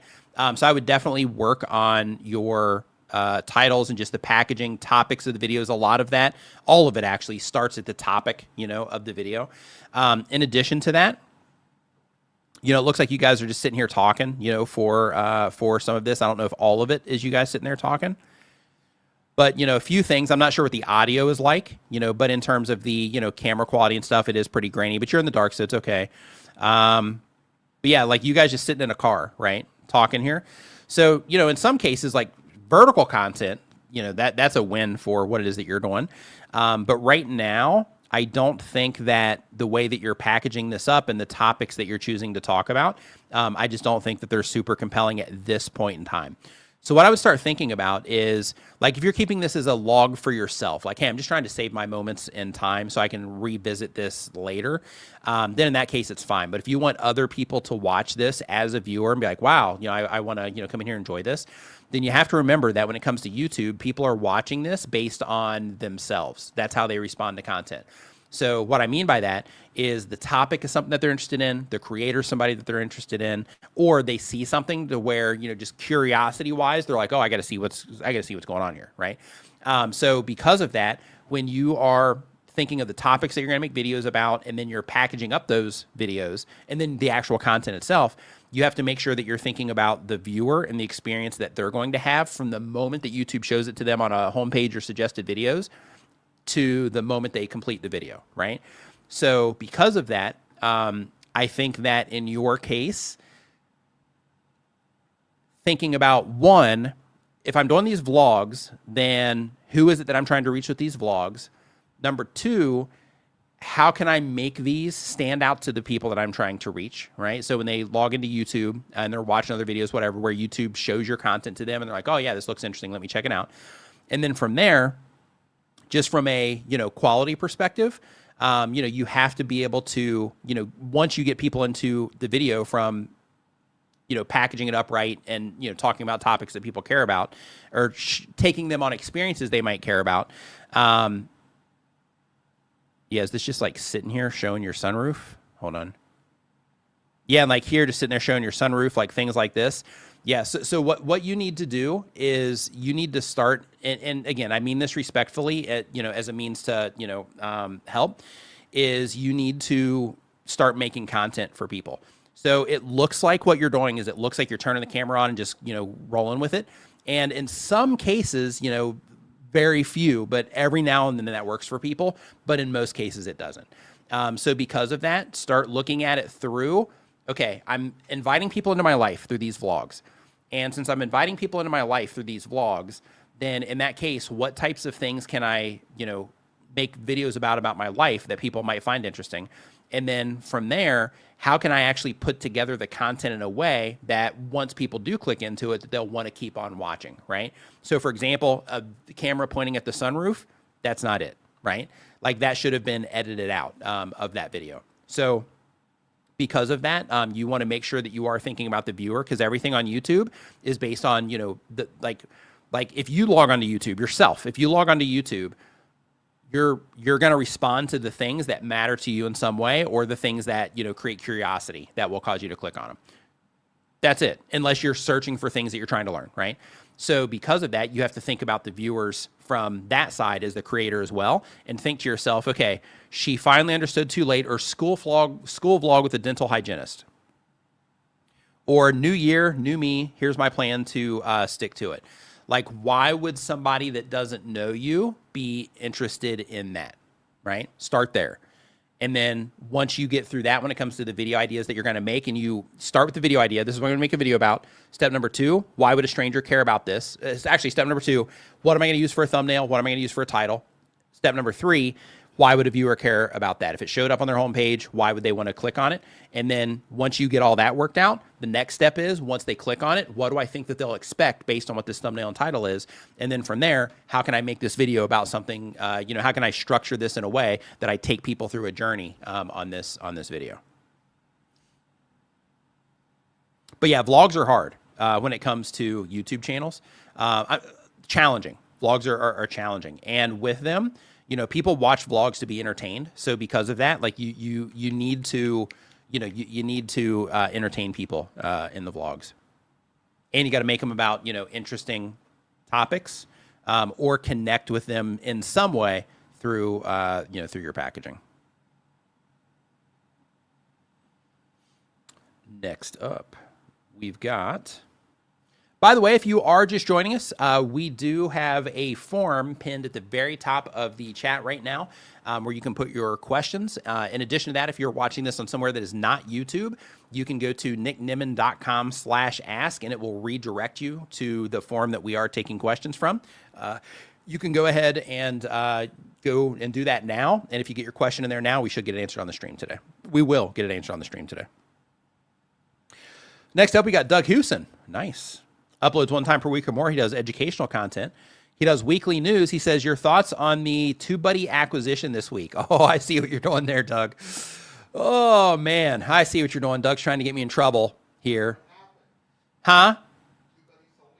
No, they actually bought somebody else. Yeah, so they can't pay their affiliates, but they can buy other companies. Yeah, so... yeah, so I do have thoughts on that, and I actually, when they made the announcement, I wrote out a tweet, and that tweet was not the most generous tweet, but I stopped. I didn't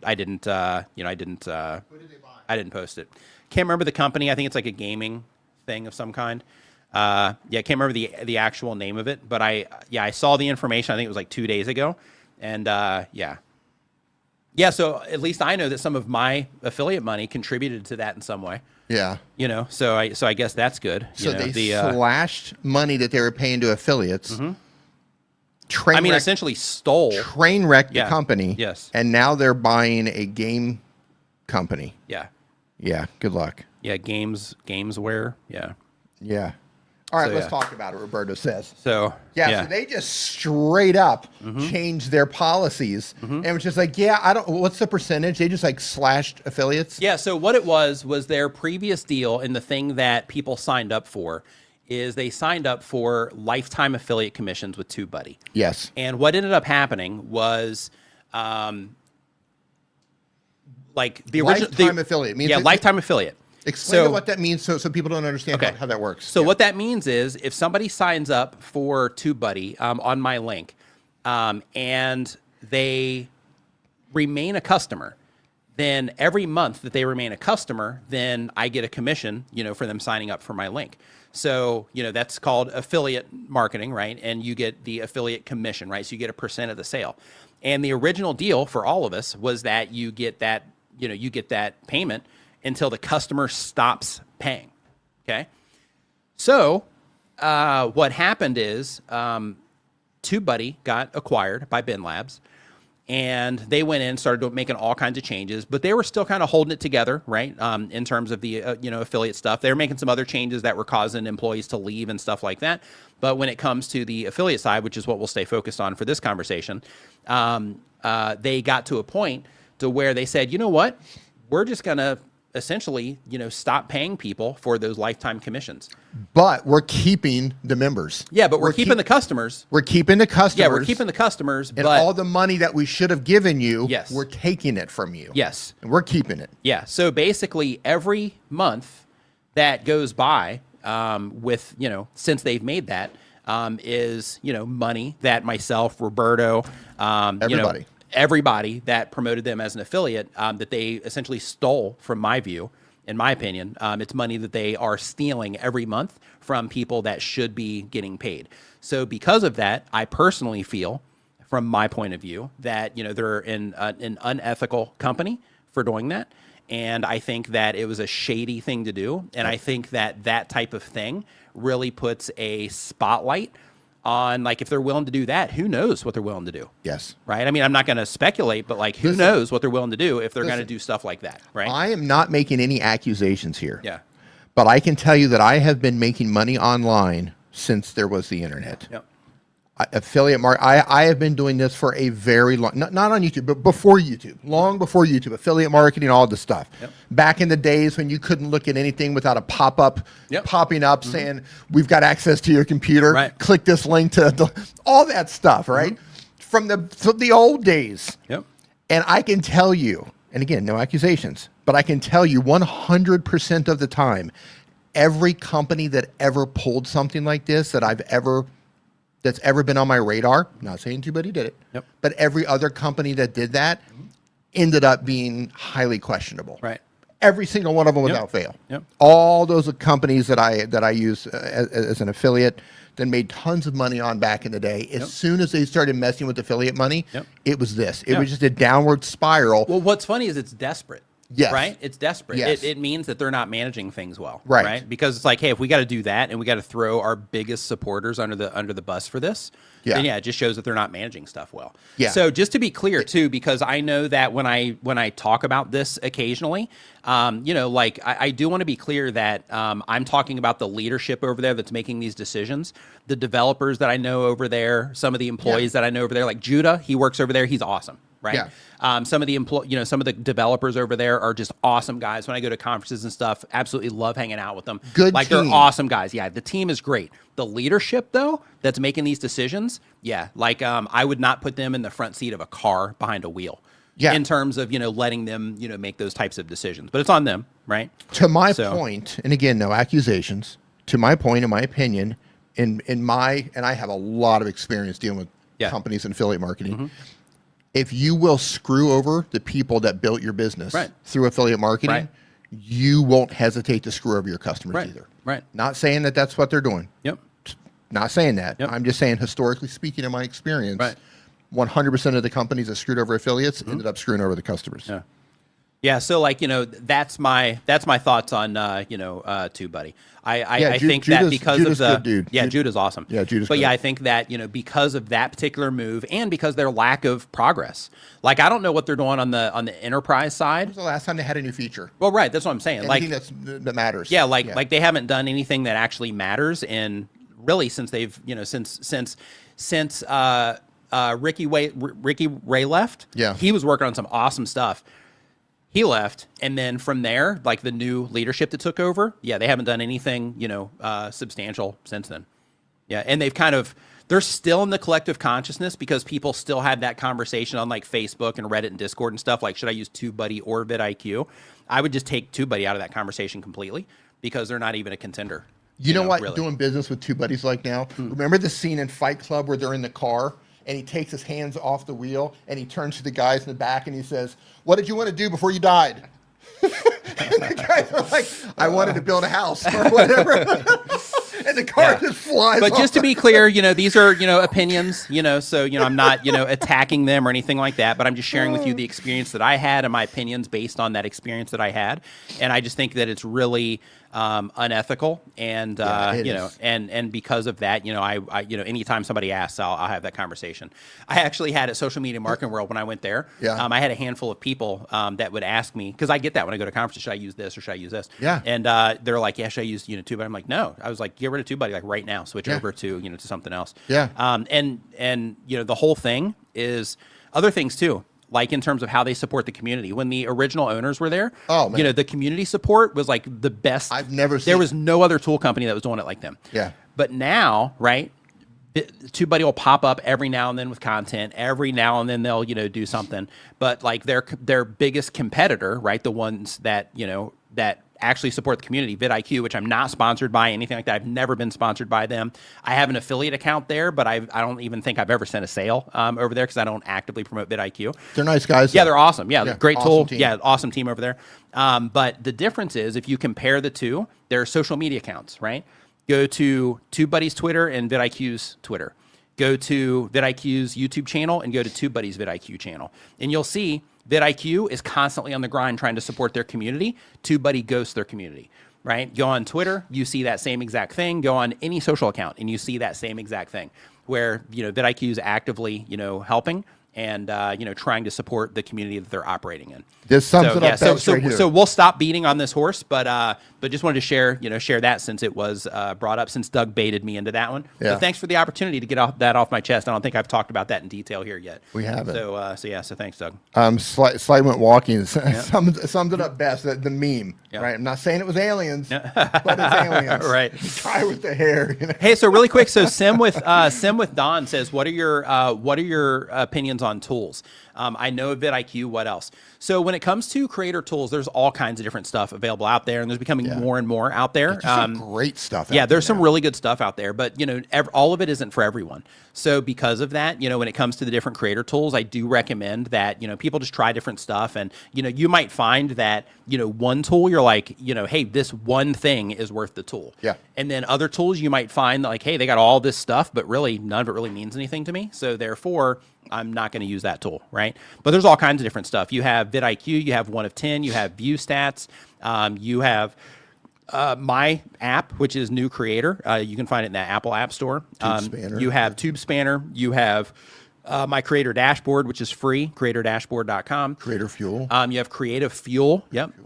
You have, what else? And there's all kinds of smaller tools that you're not aware of that individual creators are making. Yeah. That are interesting. Tons. Yeah. Yep. There's a lot of good stuff out there. Yeah, there is. A lot of good stuff. Yeah. I would say AI is allowing people who normally couldn't make tools to make tools. Yeah. So I would say this, if you are looking for tools to use, I would not only look at the tool, I would look at the team behind the tool. I would see if that tool is active anywhere. I would see if they have good support. I would just try them all. Try a month here, try a month there, and see. Try their free. A lot of these tools have have free plans, and you can just you can give that a shot. Yeah. And see how those go. And see if that particular tool does what you want it to do. Because they all do different things. Yep. They all do different things. Hey, Hey, Renee. Asia Coffee, welcome to the stream. Yep. Hey, Renee, what's going on, man? Nice to see you in here. Hope you're doing great. But I can say, out of all of the tools, I think vidIQ is probably doing the best across the board in terms of exposure, information. Yeah. They're super active on social media.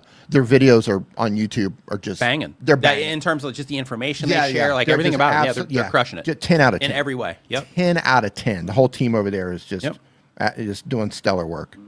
Absolutely. Yep. Yeah, and also just a heads up when it comes to tools, you can also for the question on, what other tools are there, you can make your own stuff now too with AI. Yeah. So, with that, you have to be willing to iterate, a lot and those types of things. But within, a certain limitation, depending on how deep down the rabbit hole you want to go, AI makes it possible to where you can do, that stuff now. So that's what I've used to make my, my mobile apps. It's what I've used to make the browser extensions, made websites with it, all of that stuff. Vibe tooling. Yep, totally. But like this soundboard that I just hit when Renee came in here to play his name, the sound effects you guys have been hearing during the stream. That's an app that I made here. It's like a soundboard app that I made for my iPad. So like these types of things to where you're like, okay, I have this problem I'm trying to solve. Is there, would I need a bunch of complicated stuff in order to be able to make something, to solve this problem? And in some cases, you might find that, vibe coding something, you might be able to fix a problem in like one swing. Like Doug Houston, who's in here right now, one of the things that he mentioned is in his live stream that happens before this stream, he mentioned that he vibe coded a tool that on YouTube's homepage shows him the live streams that are coming up. So basically, he vibe coded a browser extension, and it keeps him up to date with everybody's live streams that are in queue. And then that way he can just load that up, sees everybody's live streams, and then he knows what's happening. That's awesome. So those types of things are just really like we're in that place now when it comes to technology that you can do that kind of stuff. Yeah, Roberto Blake, he's building something awesome too. And no pun intended with the awesome, but yeah, he's building something awesome too. He shared with me the other day. So yeah, like now's the time, if you're considering, learning how to, solve some of those problems. And you can build them to help you solve problems with your own workflows and stuff, but you can also build them for your communities. So like if you have things and you're like, hey, I could probably build this and then offer it either for free or for sale to the people that watch my videos, that's just additional, opportunities that you can create for yourself. So yeah, really, really awesome stuff right now.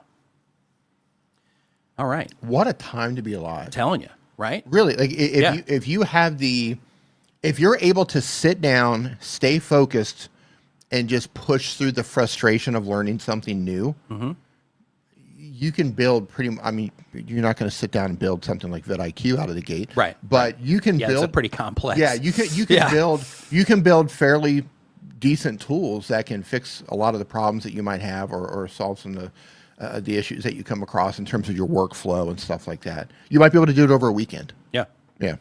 Yeah. So as an example, right? And I'm not using this to plug it. I mean, I am plugging it, but not really. Is like this thing that I have right here, right? This is the thing that it's called Creator Dashboard, and all this is a browser extension. And this took me probably a good 3 weeks to, put together and fine tune it and use it and then, break it and then, have to fix it and, do all that stuff. But like with this, I have like a quick launch dashboard up here to quickly go to any, website that I, quickly or usually frequent. I have YouTube creator news and education that pops up over here on this side. I have channel information here and these buttons here to where I can quickly jump to different parts of my YouTube studio, to where I don't have to go to YouTube and then navigate to those places. I can just hit the button, like right here. I hit create post. Bam, takes me to the post page, and then I can make a post, right? And then over here, I've got world clocks because, I'm on, calls internationally and I live overseas. So because of that, I have here to keep track of that stuff. And then here I've got a to-do list. And then down here, I've got a pipeline for like content that, that is going to be coming. And then this is a channel monitor where I can monitor up to 18 different, YouTube channels. And with this, it can be competitor channels. It can be channels that, that I, watch. It can be channels that, I work with. So I know when they're streaming and that kind of stuff. But this tool right here, just took, just a few weeks to put it all together. And it's even technical in regards to like, if we go here, speaking of vidIQ, right up here at the top, but like if we go to their channel, then why are you in a video with Renee Ritchie and Dare Leaves? What is going on? Then we can go here and I can click on that button and it gives me an analysis of like their upload schedule. I can see outliers real easily here, right? I can see like, what videos popped and when over the last 90 days. It lists out, all these, and this is free. Like you can download this in the Google Chrome store right now. But basically, it has all of, these. And if you hover over here, it gives you like a better, view with the, with the thumbnails and everything. So you can see what's going on. In addition to that, other little fun things that it has is like, if you go here, this one's actually not in the current update. But this is the one that I'm using right now, which isn't public yet. But you also have this to where you can screenshot a video. So you click that, and then you can see up here, it screenshots it, and then you can get like a full resolution screenshot based on whatever resolution it is. And you have this over here where it shows you information on the video. You can, see the thumbnail for the video. You can capture the tags. And if you're an Opus Clip user, you can tap on this, and then it takes you over to Opus Clip too, to where you can just, go ahead and clip your video. And then it also has my favorite thing, and it seems to be everybody's favorite. I love this. Yeah, see? But with this, you can go next to a comment right here, and let me just zoom in. You see this little camera icon? If you click on this, then it opens up the comment. And here you can, you can put a border on the comment. Hold on. Pause. Change the color. You don't just open up a comment. You open up a comment in Editor. an editor. Yes. And it takes a screenshot and enlarges it. Yes. And then you can edit around the comment. Mm-hmm. Yeah, this is super helpful. So if you ever do anything where you're putting comments on your video, Yep. you absolutely Super fast. You Yep. absolutely have to have this extension for that alone. Yep. Yeah. Yeah, so all kinds of cool stuff though. But you can get that if you are interested in that. You can get that at Creator Dashboard, but creatordashboard.com. But the whole thing though, and the reason that I'm wanting to share that is because like for you too, like if you have stuff that you think that you can make for your viewers, like that, it's completely free, right? For content creators. So with those types of things, you can say, okay, what can I make that can also add value to my viewers, but I can also use, because I use the dashboard. I made it for myself first, and then I was like, oh, this is pretty cool. Let me make this available for everybody. So you can do the same if you want to, because we're there when it comes to technology. And the interesting thing about this, somebody just said, where did it go? Oh, nice. She says that playing the mom game, she says, just kind of lurking this morning, but use that comment thing just this morning to send it to a brand. Nice. There you go. Yeah, love it.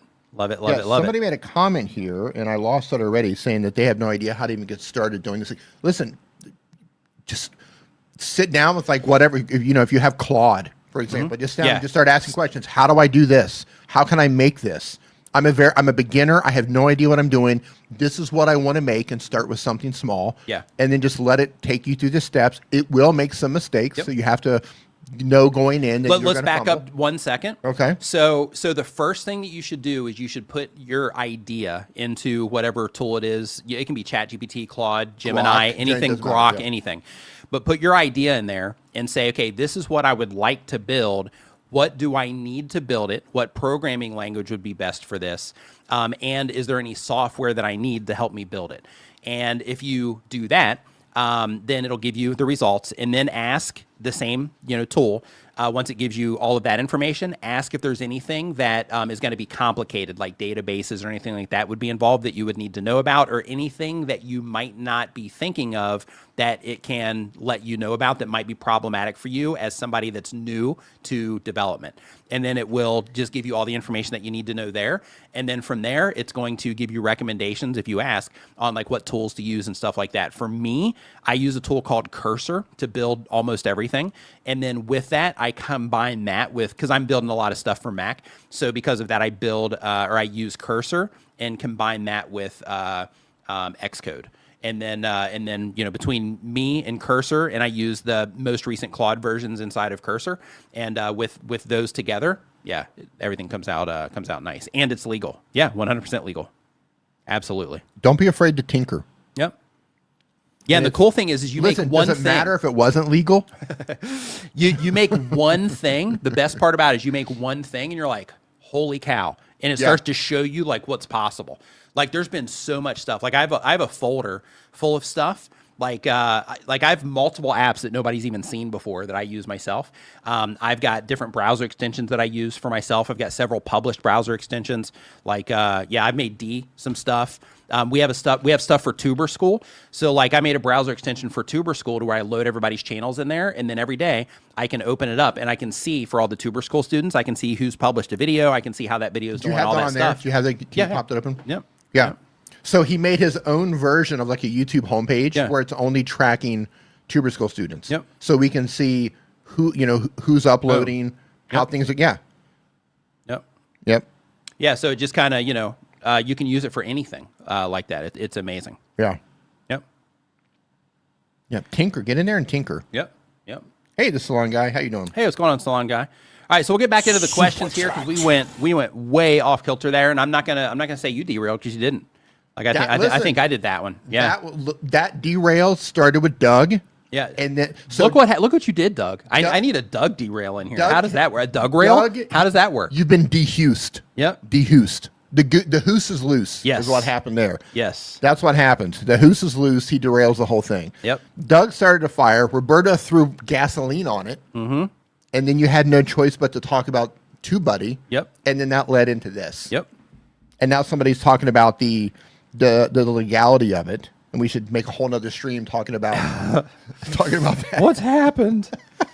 You know what? I had the hoose is loose, but I didn't. I didn't import it into the library. I don't think. The hoose is loose, ladies and gentlemen. Yep, that's right. Okay, so I'm actually just for fun because it's Sue, too how you late doing? because Thanks I already got it in here. The hoose is loose. I have it. Yep, there we go. Got it. Yep. All right. All right, so the salon guy, hey, what's up, Sue? Hope you are doing great. Rhonda's lovely Sparks, hope that you're doing awesome. Beanie, what's up, dude? Hope you're doing great. So the salon guy says, I've been testing new thumbnail styles lately, would love your opinion. So let's go to your channel here, see what you got going on. Doug says we didn't start the fire, but you did start the fire. You did, man. This is all on you, Doug. That's right. All right. The hoose is in Doug Hewson. Mm-hmm. Doug Hewson, so it's the Huse. Mm-hmm. The Huse is loose. Yep. Look out, ladies and gentlemen. Yeah. Okay, so here we go. So the salon guy, so interesting. So I'm interested to see, and I don't know if you're doing this or not. That is interesting. Yeah, I'm not sure if you're doing this or not, but when it comes to the black and white, I'm not sure if you're running A/B test on these or not, but I definitely would. In addition to that, another thing that I would do when it comes to your thumbnails is like here you have like help and then you have, you know, the person there, is I would try to make some type of reference to, you know, to this being about, you know, haircutting in some way. But really, like I would also test two things. I would test. One is I would test a black and white version against a colored version, just see, you know, if there's a difference. And it looks like you're doing some of this anyway, unless you just are testing this right now. And then number two is I would try it with and without the text on there also. So whichever black and white version, you know, versus the color version wins, then I would have the third as a, you know, as one without the text and see if that matters. And then from there, I would start experimenting with the text in terms of like, you know, help versus, you know, this one cut fixes flat hair. Help versus, you know, flat hair fix or, you know, something like that. But yeah, the thing that I love is that you're like, okay, we're rolling up our sleeves and we're going to start getting to work on these and start experimenting. Yeah. I think that's great. Houston, we have a problem. Yep. That you need that Oh, stinger. that's good. Houston, we have a problem. that's It's a good. whole, yeah. It is. Sound like a NASA thing. Yep. Oh, he's not running tests. Yeah, I would though. Yeah, I would run the test just so you can, you know, so you can see. So then that way you're testing it against the people that YouTube is showing the content to, so you can figure out which ones they respond to the best. I would definitely make that part of your workflow. So whatever it is that you're doing to, you know, desaturate them, just before you do that, save that version, then desaturate it, and then, you know, spit that version out, and then put them up against each other. Home Wrap Repair says, don't be afraid to turn on automatic product tagging in YouTube Shopping. They will give you a notification when they find a connection. Little power tip there from Home Rapid Repair. Thanks for that.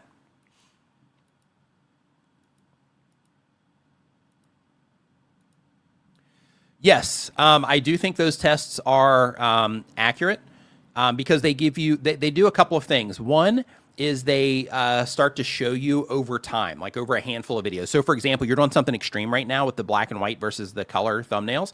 So what that will start to tell you over time is, you know, do people typically respond better to this, or do they typically respond better to this? So, you know, per video, you'll be able to figure that out, but also over time, you'll start to be able to notice patterns on how people, you know, if people respond better to one style compared to another style that you're doing. So then that way you start to get some real feedback from actual users of YouTube versus committing to a style for a period of time, right? So then that way you can get some, you know, data behind it versus just saying like, okay, I'm going to use this thumbnail and commit to it. That data will help guide you into the right moves to make. All right, next up. So next up, we have Primus Films channel is the name of the channel here. They upload when they have time, but on YouTube for 1 year or more. The question is, I've been trying to kickstart it. Hold on. Primus. Oh, hold on. I posted my first film, Metaphor, thriller about global warming, and it's doing really well, and it got me 40 subscribers and 1,700 views of a 50-minute video, and then all of a sudden it literally stopped and has been crawling ever since, so I changed the thumbnail. And I've been trying to kickstart it back since around September, but it's not budging and being shown to any more groups, which it was before. So my question is, should I take it down, delete it, and re-enter it? Okay. So when it comes to taking content down and re-uploading content, YouTube sees that like you're trying to game their system, and you are risking running into like real issues when it comes to your YouTube channel. So you do not want to do that. When it comes to videos kind of petering out, so to speak, what is happening there is that when YouTube was first showing it to people in that tight group of people that their system thinks is the most likely to enjoy the content, people enjoyed the content. But then as time went on and they started showing it to wider and wider groups of people, they stopped responding to it at a level that's competitive for those groups. And then that kind of slows things down, a little bit. And also, keep in mind, the video that you're trying to bring back to life, it's a 6-month-old video. So because of that, it's kind of had its cycle, and it might start doing better at any moment, right? But go ahead, D. What were you going to say? I was going to say, start putting clips out. Start driving new attention by finding little, 1 minute, 2 minute, 3 minute parts that are really good, and start putting clips out there. Just like you see with all the Hollywood movies. Put them on YouTube Shorts. So you have short form content that has, the great 1 minute parts or 30-second parts, and then put some long form clips out there. Just like you see with other documentaries and Hollywood movies, people share clips if they're good. Yeah, and really quick, Renee Ritchie says the tests are accurate, and this is in regards to the thumbnail A/B testing. Says, but statistical significance is hard to understand. Flip a coin 5 times and get 3 heads. Heads didn't win. 10 times could give you 7 tails. He says you need either big differences or a lot of impressions to get statistical significance for A/B testing. Boom. There we go. So next up.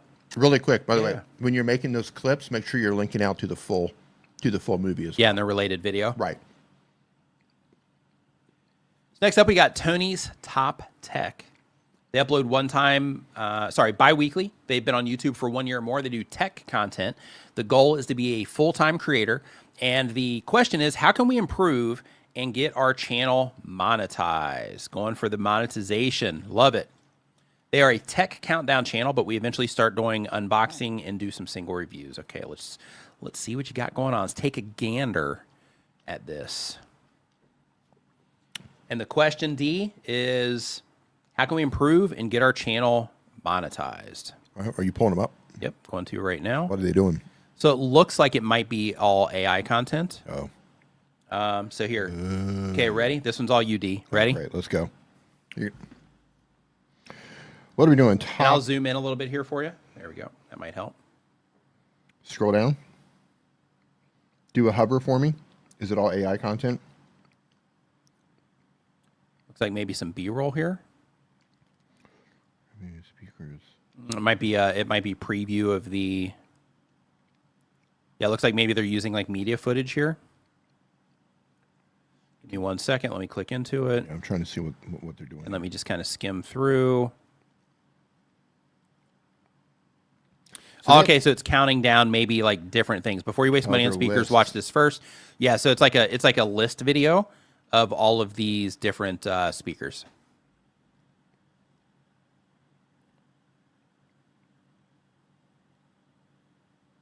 Go back.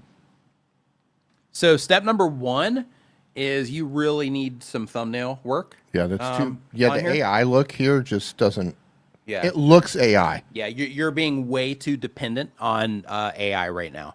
So you need to apply you to this versus just handing everything off to, and I'm not saying everything because I don't know what you're doing in the video for voice and all that, but in terms of your thumbnails, let me just show you this. Okay, you see how like no is getting cut off over here?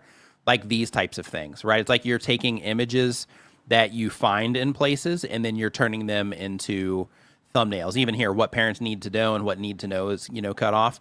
So step number 1 on yours is I would definitely work on AIing your thumbnails. AI thumbnails can be really good, but you have to run them through a human filter. Yeah. Like you have to take what it gives you and say, okay, Is this is something this that, good? Right? Is this good? And is it even the correct ratio? Is this framed correctly? Because right out of the gate, you can see that it's outputting something, and you're not catching the fact that the ratio is not correct, or it's cropping things out. And believe it or not, all those little things just make something look.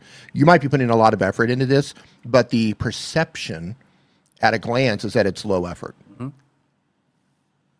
Yeah, and other things too is like here you have, before you waste money on speakers, watch this first. Like that kind of thing is perfectly fine.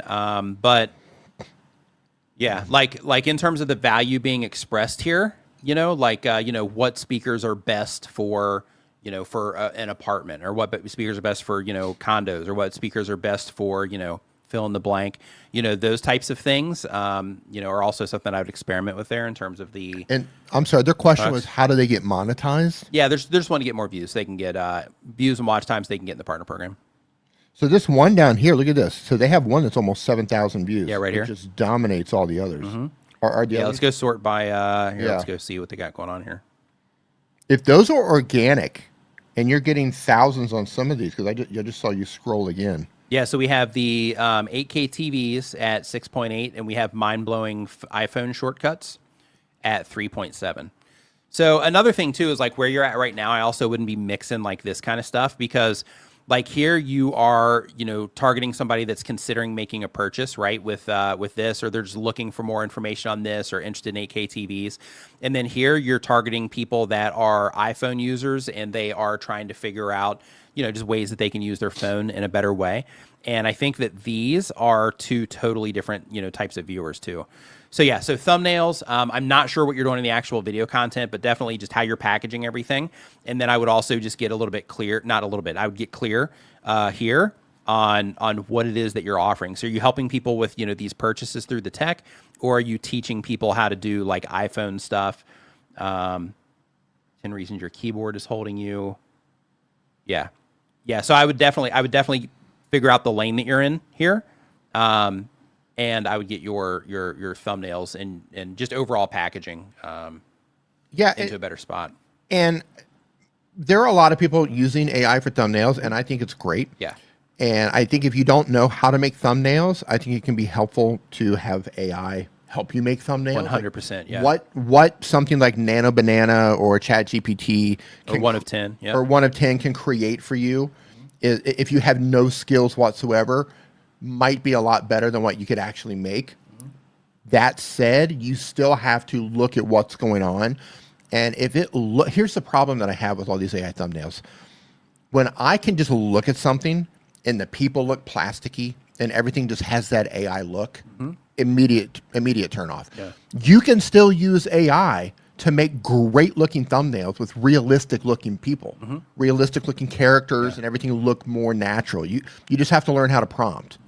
So spend some time prompting, learning. There's tons of channels on social media teaching people how to write better prompts so you can get better looking skin and look a more natural background.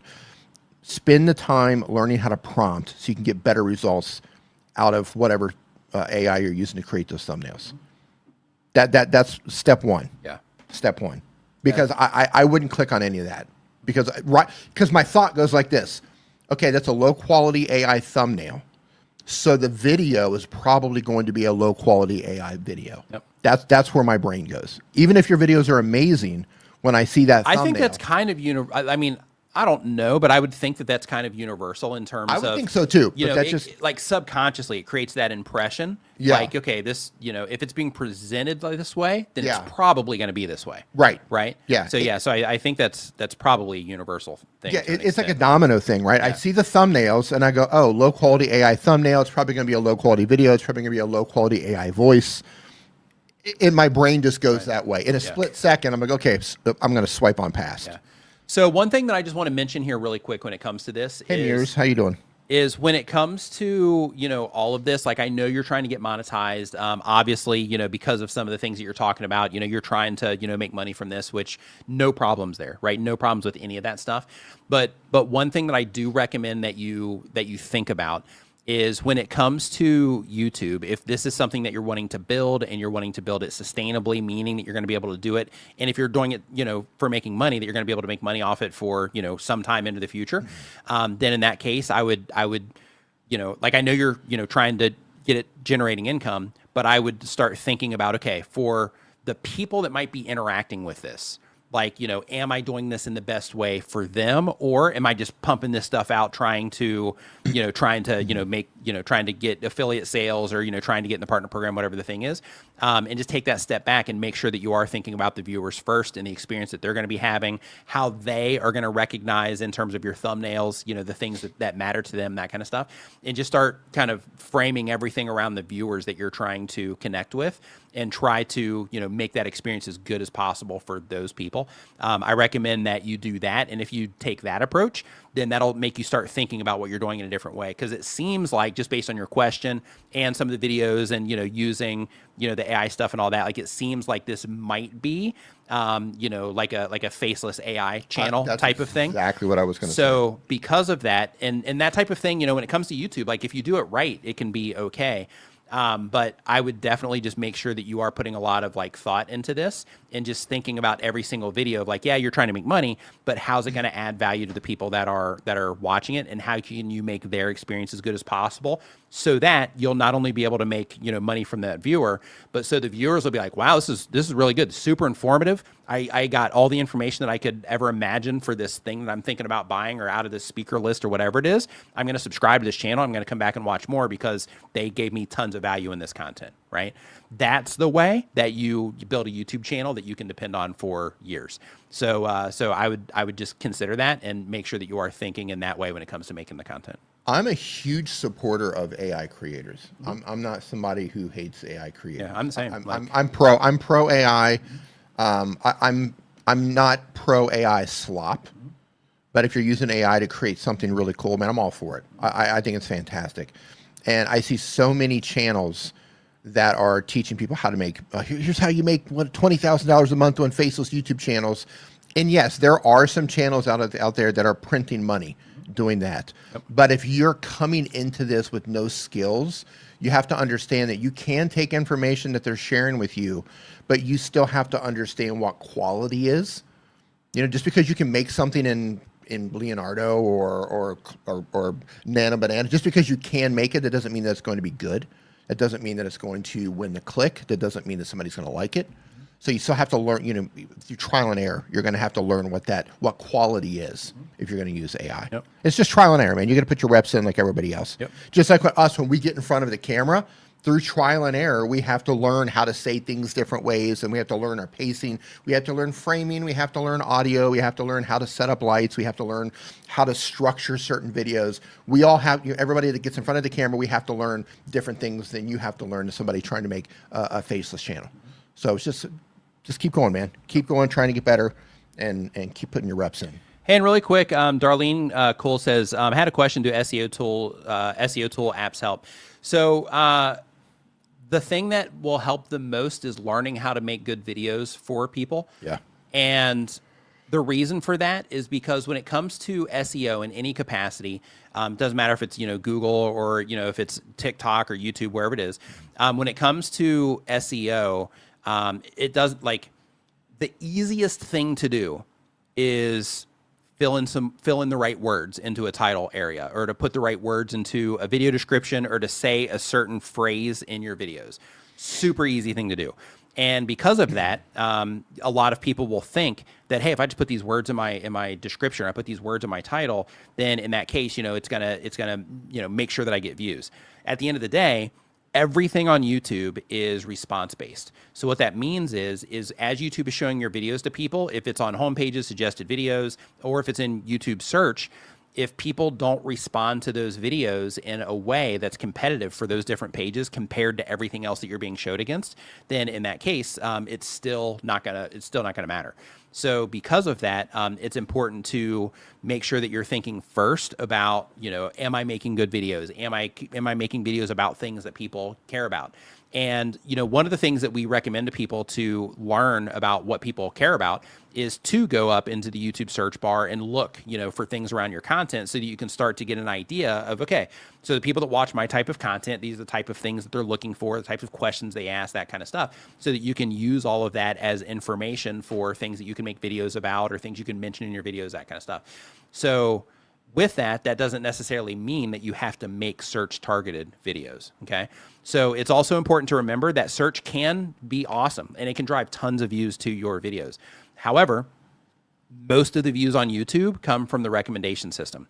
So because of that, what that means is people are logging on TVs, they're logging on phones, they're logging on computers, and YouTube is just recommending, they're just showing them videos, and then they make that, that choice when it's being showed there. So because of that, even if you have some videos that are targeted for search, or even all your videos that are targeted for search, it's important to make sure that you are thinking about YouTube's recommendation system also, and that you're learning how to make good videos that people enjoy, so that regardless of where YouTube shows your videos to people, that people are still going to respond to them at a competitive rate, right? That's what you want to go for.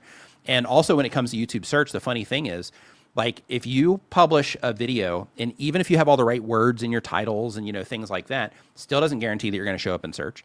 In addition to that, you can have a video that's about the thing, but it doesn't have all of the exact match keywords or keyword phrases and all that. And it can still show up in YouTube search if YouTube tests it there because it understands what the video is about and all that. If their system tests it there and people respond to it, then it can still get a position, in search, even though it doesn't have all those words attached. So because of that, just make sure that you're focusing on making good content. But with all that said, depending on what you're doing, depending on the type of content you have, depending on the strategy or the approach that you're taking with your channel, search, like when you do optimize videos for search, you can show up in search. You can also show up in Google search as well. That can also help you when it comes to the AI tools to where, it can help you, pop up in some of those also. But at the end of the day, even if you're going after those types of things, make sure that you're also double dipping is what I call it, where you are, if you do make search-based content, that you're also thinking to yourself, okay, topically, how can I make this to where if it were to show up on somebody's homepage, even though I have the right words and all that stuff, and even though people are searching for this, how can I also make it compelling for YouTube's recommendation system, right? So I would just think about all those things. Yeah, and just a note on that, you cannot SEO your way out of a bad video. Nope.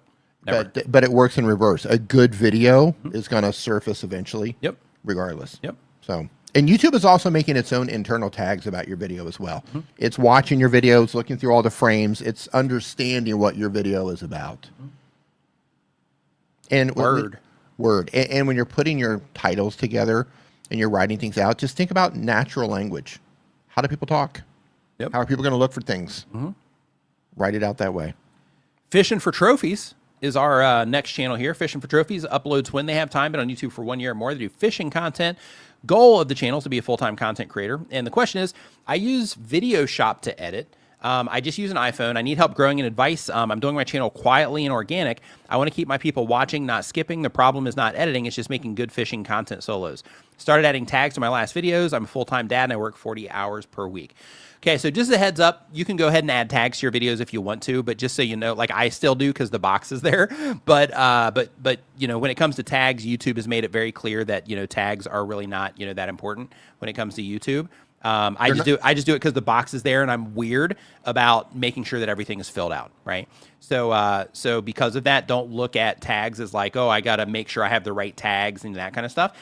Instead, just make sure that that your title is clear or compelling for the people that you're trying to reach, and same with your thumbnail. But go ahead, D. You're gonna say something.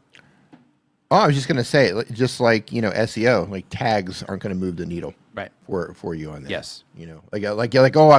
I have a video. A good video starts with a good idea, right? That it all comes from the idea. So if you have a good idea and you package that idea well with a good title and a good thumbnail, eventually something like if you keep uploading consistently like that, those will surface.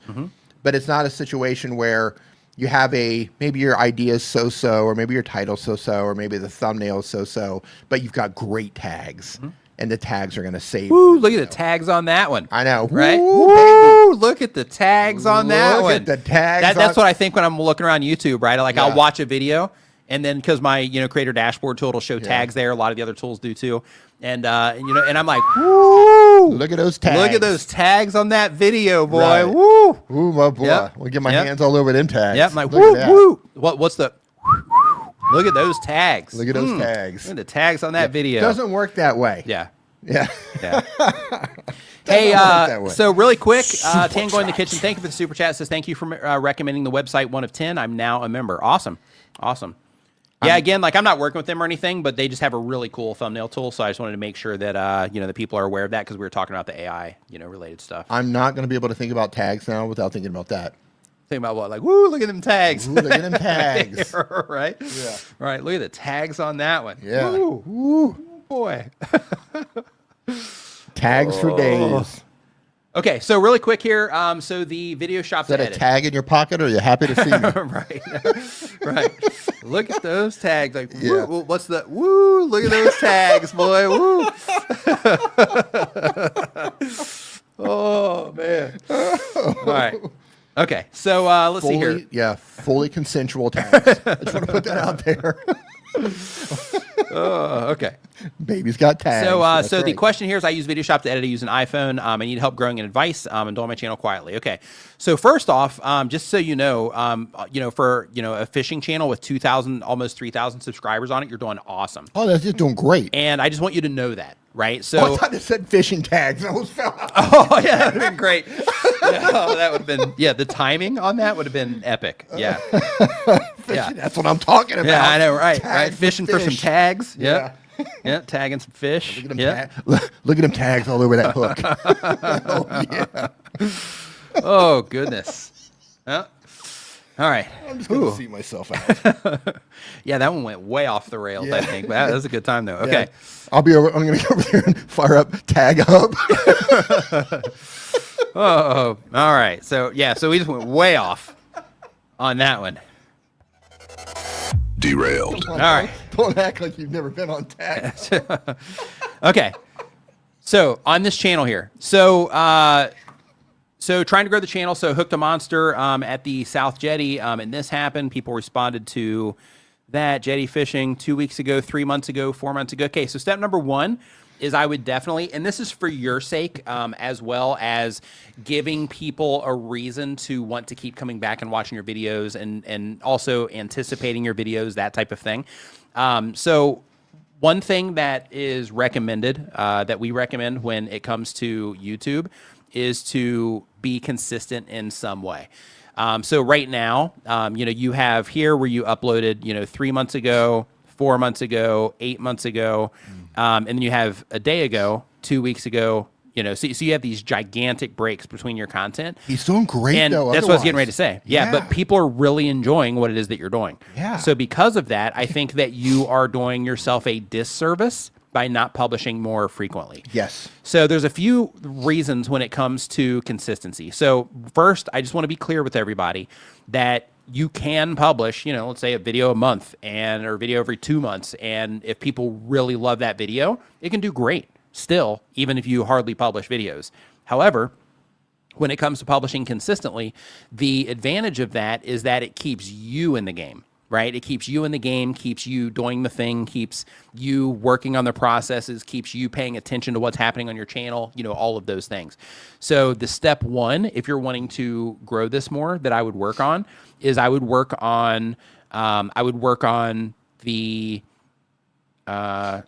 publishing schedule. And I would try to get this worked out to where you are publishing on a somewhat regular basis.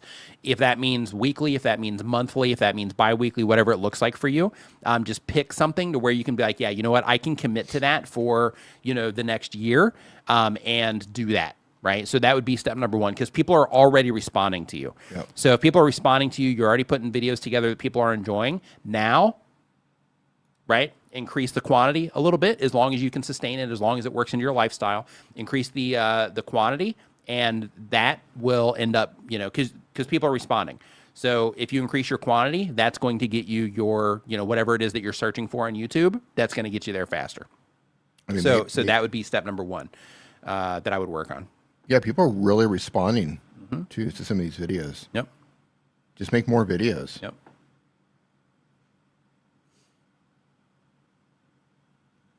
Yeah, it's good stuff. Yeah. And hold on, I got to check one thing too. Hold on. Checking the tags. Woo! Look at them tags right there. Oh, look at those tags. That's what I'm talking about right there. Look at those. Ooh, look at those tags. South Jetty fishing. Man, those That's are what some I'm talking good-looking about. tags over there. Lost the giant fish. Yep. No, I'm just kidding. Yeah, but like on your, your publishing schedule though, yeah, it's definitely something that I would work on. And like I said, consistency, right? It makes a big difference. One of the no, I'm not going to go into all that. So yeah, consistency is definitely something I'd work on. So next up on our list here, those tags do look a little bit fishy. Yeah. Oh, that was great, man. We're like on a roll today. This is great. Yeah, this is awesome. There's one thing I can't stand is fishy tags. Right? Yeah. I'm kind of right there with you. Yeah. Okay. So next up, we have Sligh went walking. They upload one time per week or more, but on YouTube for 1 year or more. They do hiking and kayaking time lapses, no commentary, just trails and music. The main goal of the channel is to have fun. And the question is, nothing specific, overview of channel, layout. I don't like talking to people enough to maintain a large channel. I walk the trail. I can respect that. Says I walk the trails. And if you want to know something, look it up yourself. I can show you what the surface looks like. Love the vibe. Love the vibe. Man, okay, I will follow you anywhere. What's the name of the channel? Yep, desubscribing probably right now. I am. What's the name of the channel? Hold on. I love Sligh went walking. Sligh, like S-L-Y? S-L-I-G-H. Oh, Sligh. Yep, Sligh. Yeah, I said Sligh. Sligh too initially. Sligh? Sligh. Sligh went walking. Yep. Yep, I am subscriber 455. Boom. There you go. I just refreshed the page, and yeah, that tracked instantly. Yep. Okay, so I think that the images that you're using here, for what you're doing, I think the images that you're using here, I think this is all very pretty imagery. Hopefully, over time, people will enjoy this. When it comes to time lapses, this looks more like you're just doing like a walk, not necessarily a time lapse here. Hold on. Okay, so you're doing like hyperlapses through trails and stuff. Yeah, there is an audience. There is people that watch this. I mean, some of these you got 277 views on it, 172. Let's see what your biggest one is here so far. 372, but that's definitely not one of those. So yeah, with what it is that you're doing, I think in terms of how you're expressing it, with the imagery that you have, I think it's okay. But go ahead, D.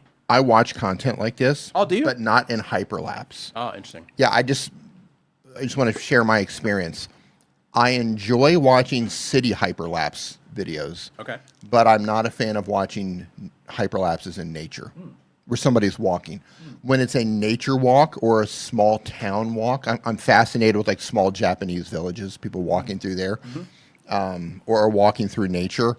I like to walk at the speed that somebody actually walks because it allows me to see what's going on.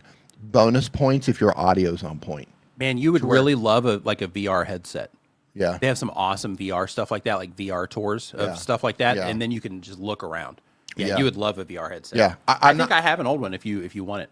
I'm not saying what you're doing won't work. I'm sure there's a demand for this as well. I'm just sharing my personal experience with this because I love nature videos, but I'm not a fan of hyperlapse nature videos.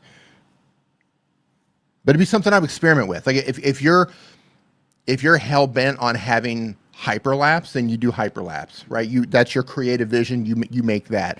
But if you haven't done it yet, I would test them against like a normal speed versus hyperlapse just to see if you get a different response. Yeah. And if you do the normal speed, I would also make sure that you have good audio. So if you don't speak and you're just walking, I want to hear your feet. Kind of, it's almost like an ASMR vibe as well. Yeah, where you get the whole nature experience. You get the whole experience. Yeah. You know, the feet walking, the crunching, whatever's happening around you, the cicadas, whatever it is. Those pesky tags creeping up from the side. It's where people like me who don't touch grass can find peace. Yeah. Yeah. So I can lie to myself and be like, oh yeah, I went out into nature today. Yeah. Yeah. Yeah. What you did today? Yeah. Oh, I went for a walk. Yeah, I went for a walk and, on this, through this really pretty trail at River State Park, Stanton River State Park. It was nice. Yeah. Yeah. This tag sneaking in like velociraptors, Yep. trying to get you from the side. Yep. Oregon Trees Gaming says, hope you guys, or hey guys, hope you are both doing well. We are. Thank you very much. And thank you for your 11 months of support here on the channel, supporting the cause. Thank you. What are they doing with the you know what? I'm subscribed. I'm going to watch it later. There see we go. What you're doing. Yep. What are they doing? What are they playing in the background when they walk? Is it music? No idea because I don't play the videos. I'm not sure. Okay. Yeah. Well, I'll be watching later. It's D's first day. He just learned that we don't play videos here on the stream. Mm-hmm. Yep. Welcome to Nimmin Live, D. Yeah, I didn't know if you see what the tags do to me. I know, right? Right? Yep. Got your brain all in the tag. Yeah. Scrambled all up. Well, I didn't know if you were watching something over there on one of your bajillion monitors that you have. I am a little bit monitor heavy over here. You are a little bit monitor heavy. So let's see here. So next up on our list, we have the channel Grant's Faithful GLP-1 Journey. And they upload 1 time per week or more. The goal of the channel is to teach others. And the question is advice on the promote video options. Push out every video in live or just a few at a time. So when it comes to the promote video option, unless you have something that you're selling and you're using it as a way to run ads without the complication of Google Ads, I wouldn't use it at all. And the reason for that is because, and even in that case, I would be, a little bit, not a little bit, I would be cautious with that as well. But when it comes to the promotions feature on YouTube where you're spending money to promote your videos, the downside of that is if you haven't learned yet how to get a response organically, meaning you publish a video, it gets views at a level that you are happy with already. If you haven't learned how to do that part, and that, coming up with a video idea, packaging it up, making the content, editing everything together in a way people enjoy, that whole thing, and then repeatedly doing it again and again. If you haven't learned how to do that, then as soon as you stop spending money, you're right back at square zero because you haven't learned that fundamental part of having a YouTube channel. So because of that, what happens is, let's say you spend, $100 on promoting a video. That video might get some views on it, and then based on how YouTube works, if they end up showing in your kind of, let's say somebody watched that video, they click in your channel name, they go watch something else in your channel, right? And YouTube's like, hey, this, this person liked this content, therefore let's show them this next video on the channel. Let's show them one of these other videos on the channel from the archive. Then what's going to happen if you still haven't learned how to make videos about things that people care about, and you still haven't learned how to package up those videos in a way that people respond to them in terms of a click, and you still haven't learned how to put videos together in a way that people respond to at a level that's competitive for YouTube, then what's going to happen is they're going to show the content to people, right? They're going to be like, hey, this person seemed to be engaged in this channel. Let's show it to them and see, if they enjoy it or not, see if they'll click on it again. And they're going to show it to them, and they're still not going to respond because you haven't learned that foundational part, right? So because of that, work on the organic stuff in terms of all the skills that you need, right? Learning how to come up with good video ideas, learning how to, make good thumbnails that grab people's attention, learning how to write titles that compel them to click, and learning how to put the video together in a way over and over and over again that people respond to. Work on that.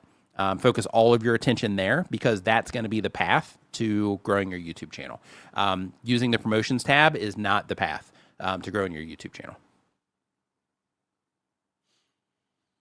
Next up on the list, we have Rhonda's Lovely Sparks.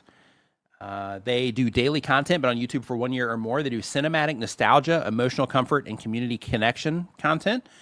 The goal of the channel is connect with others who likes what she likes. And the question is, what advice would you give to help a supportive, mindset-focused YouTube channel grow its community and reach more people who are dealing with anxiety, grief, and life changes?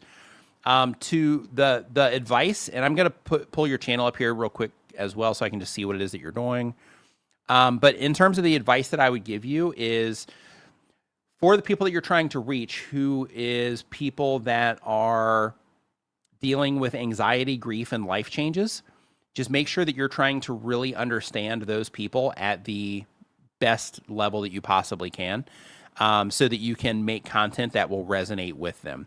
So what I mean by that is, people that are dealing with anxiety, they have a very specific, they have very specific things that they're dealing with. People that are dealing with grief, they might have a whole different set of things that they're dealing with. And then you have people that are dealing with life challenges, and there's all kinds of stuff that can go into that. So because of that, learning each one of those as much as you possibly can and trying to help them solve their problems around those things. So one really easy way to understand people in that regard, and I'm just going to pull this up here real quick because this is your channel, is if we go up here and we just type in anxiety,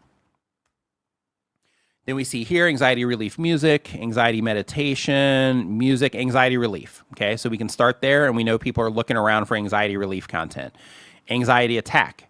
Okay, so people are, searching for things related to that.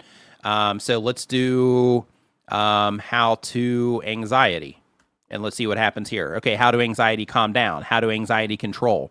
How to anxiety attack treatment?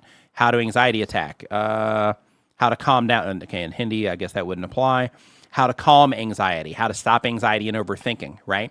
So step number one would be to think about, okay, if these are all the things that people are looking for around anxiety, and just so you know, you can type in A, right, and you get a lot of stuff, hit a backspace, hit B, you get a lot of, additional things, C, you get a lot of things.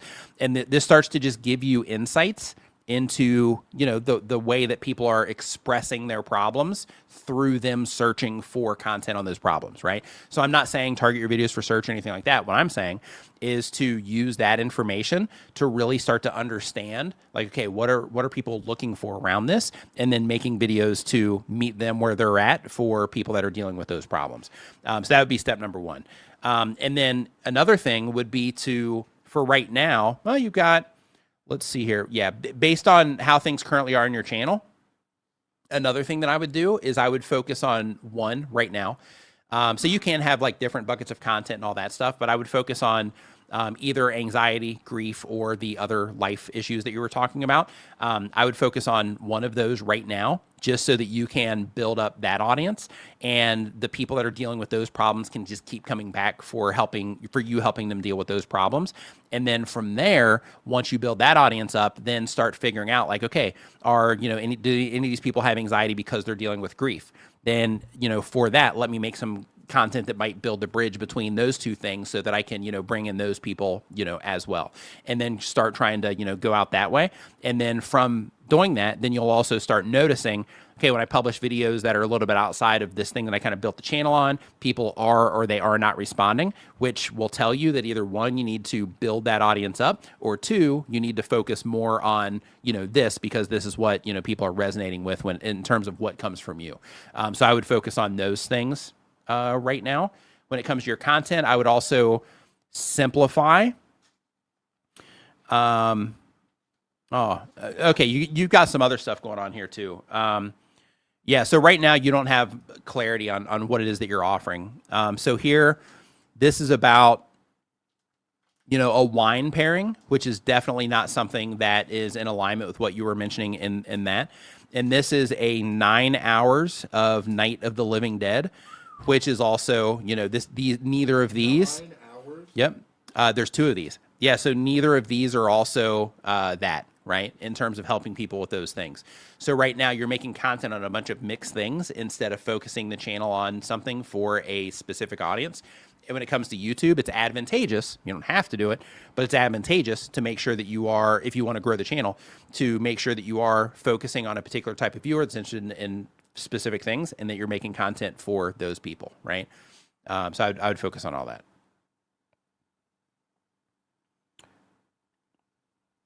How to Automotive, thank you for the super chat. Thank you, Doug. Super chat. Says, what do you think of using the YouTube promote feature to boost video views for paid sponsorship videos? I'm trying to boost the numbers so when I shop for sponsors in the future, I can charge more. Yeah, that one, I'm not a huge fan of that. And the reason for that is because it's not really authentic. So if you were going to tell the brands that, hey, if this doesn't hit a certain view threshold, then I put money behind it to make sure that it does, then in that case, you're being transparent and you are doing things like, ethically. But if you're doing it just so it looks good from the outside, I would Yeah, I wouldn't do that. And the reason for that is I know one of the things that that I do when I work with brands is some of them I will offer, my services to them as well in terms of what I know about YouTube to either, help them with their tools or to just give them insights on stuff that they might not know about. And one of the things that I'll tell brands sometimes is that content creators, like what you're talking about here, people used to do it with ads also. So basically what people will do, and this approach, it's just not, ethical unless you're transparent about it, right? So something that people would do is they would run ads on sponsored videos, not using the promotion. This is before, that, but they'd run ads on sponsored videos so that it would inflate the numbers, right? Kind of like what you're talking about here. And then they would use that as a way to, try to get more money from, the brands. The downside of that is when they do that, when they do publish that video that they do with the brand and it underperforms, then in that case, they essentially misled that brand, right? Because they're not able to deliver on what it seemed like they were able to deliver. So because of that, I recommend against doing that unless you're going to be transparent. And by being transparent, all I mean by that is that you tell the brands, so basically, we have these certain view thresholds. If they don't hit it, then we put money behind it just to make sure that we hit it. And we use YouTube's promotions tab. And as a part of using YouTube's promotions tab for this, it's also still getting in front of people that are likely the same audience. And then, by doing that, you're being transparent about it, you're being upfront and that sort of thing. So for the brands that I mentioned that to, I tell them, and this is usually like long-term contracts when I'm like, in a relationship with the brands, to where I'll tell them, I'll say, when you're doing brand deals, get like traffic reports on these, on some of these videos. And the reason for that is because in there, it'll say if it's, advertising or not. And then that gives them the insight that they need to make sure that they're making the right decisions on who it is that they're working with. So because of that, I would just be really careful with that. And if you are going to do it, I would just make sure that you're being transparent. And then if you're transparent, then everything's above board and you're just letting them know like, hey, this is just how we do it. So if it hits it organically, awesome. If it doesn't, then, then we do this. Then you're being transparent. Everything's above board. You're good. But if not, then that's where you kind of, get into that gray area. Yeah, I think transparency is always the way to go when working with brands. Yeah, me too. Like that. Yeah, because then they'll keep coming back. Yeah, they keep coming back. Like it's much better, in my opinion anyway, it's much better to create a long-term relationship to where you can trust each other, in situations like that, versus, trying to, make something seem like it's not. Yeah, and Beanie brought up something here too in terms of if you're inflating things, like the contract that you sign with the brand, it is possible that in that contract they could have a clause in there about inflating numbers on your end. So you really need to be careful about that. And just in general, if you're not there yet, you're not there yet. Just keep working and work harder and you will get there. But if you're not at that stage yet to where you can actually provide value for the brand, then that's what you need to work on. Yeah. Okay, I'm not there yet. If I work with a brand, because they want something in return, right? They want to return on their. Right, they're not doing it for fun. Right, they're not doing it for fun. They're not like, hey, we're just going to spend money just to spend money. They want to invest in a creator or creators, and they want something in return. It could just be brand recognition. It could be they're trying to get eyeballs on a product. Whatever it is, you need to be able to deliver that. Yeah. And by inflating your numbers, you are artificially delivering that, which probably won't work out for you long term. And Home Rapid Repair mentioned something here. They say you can see through that page strategy when a video has high views but almost no comments. Yep. Yeah. Yeah, there's that too. Yep. Yeah, very accurate. Yeah, I run across that on YouTube a lot, to where you'll see just loads of views, and you go in and it's like, wait, how do you have 200,000 views and like 20 comments? What is going on? Right. What is going on? So Asia Coffee is our next question. They have been on YouTube for 1 year or more. They upload bi-weekly. They do cake decorating tips, tricks, and tutorials. That's cool. The only thing I love more than tags is cake. The question is, does the reply to comment with a short feature no longer exist now that voice replies are a thing? I don't see that option anywhere on my channel, and I'd like to incorporate it in my short strategy. I used to be able to access the feature. Did something change? So that's a good question. I don't use that either. So let me check really quick and just see if I have it on my account for you here. What is it? Really fast. The reply with a short feature. If anybody's used that recently, then definitely let us know. And I'm just going to go in here real quick and just see if I have it. So Gold Gaming 3281 says, Nick, your wheel spinner worked great. Oh, awesome. Awesome. Oh, Daryl's Glad that going. you enjoyed it. Daryl's going live too. Didn't know that. Yeah, Daryl's going live here like as soon as ours is finished. It's that time of the year. No, it's only February. Well, yeah, he's just going live. Yeah, you can still reply as a short. Yeah, you can still reply as a short. At least I see it on my account. So basically, right next to the voice reply button, you should see the little camera icon, and that's what you click to reply to a short. So yeah, so it's still there. Yeah, with them like moving stuff around, or not moving stuff around, but like taking stuff away and like all that, and adding stuff and all that. I'm like, did they move it somewhere? Like, what happened? Okay, so next up on our list here, we have the Real Zay 2K. Real Zay 2K in the house. So they do bi-weekly content, but on YouTube for 1 year or more. Hey, DIY audio guy, love seeing that. Absolutely love it. What's that? Where do you see that? Yep. See what? All he says that he just downgraded his TubeBuddy account. Renee says that reply with a short is great. Got to make it easier to find and use. Yeah.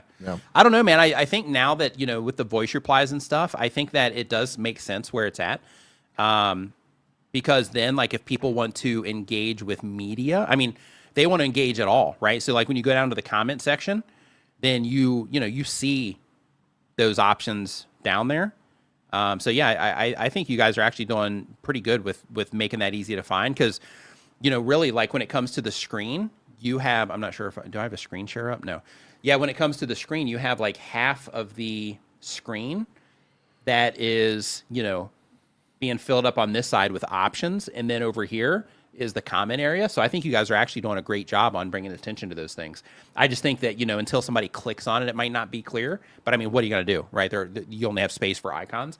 But I think with the voice feature being down there, and with you guys currently, you know, letting people know that the voice replies are available for everybody and all of that, I think that's a great, you know, having it right down there is fantastic. Can I just tell you how crazy it is that we got voice replies before we got live stream tagging on mobile? I know, right? Renee, what is going on, man?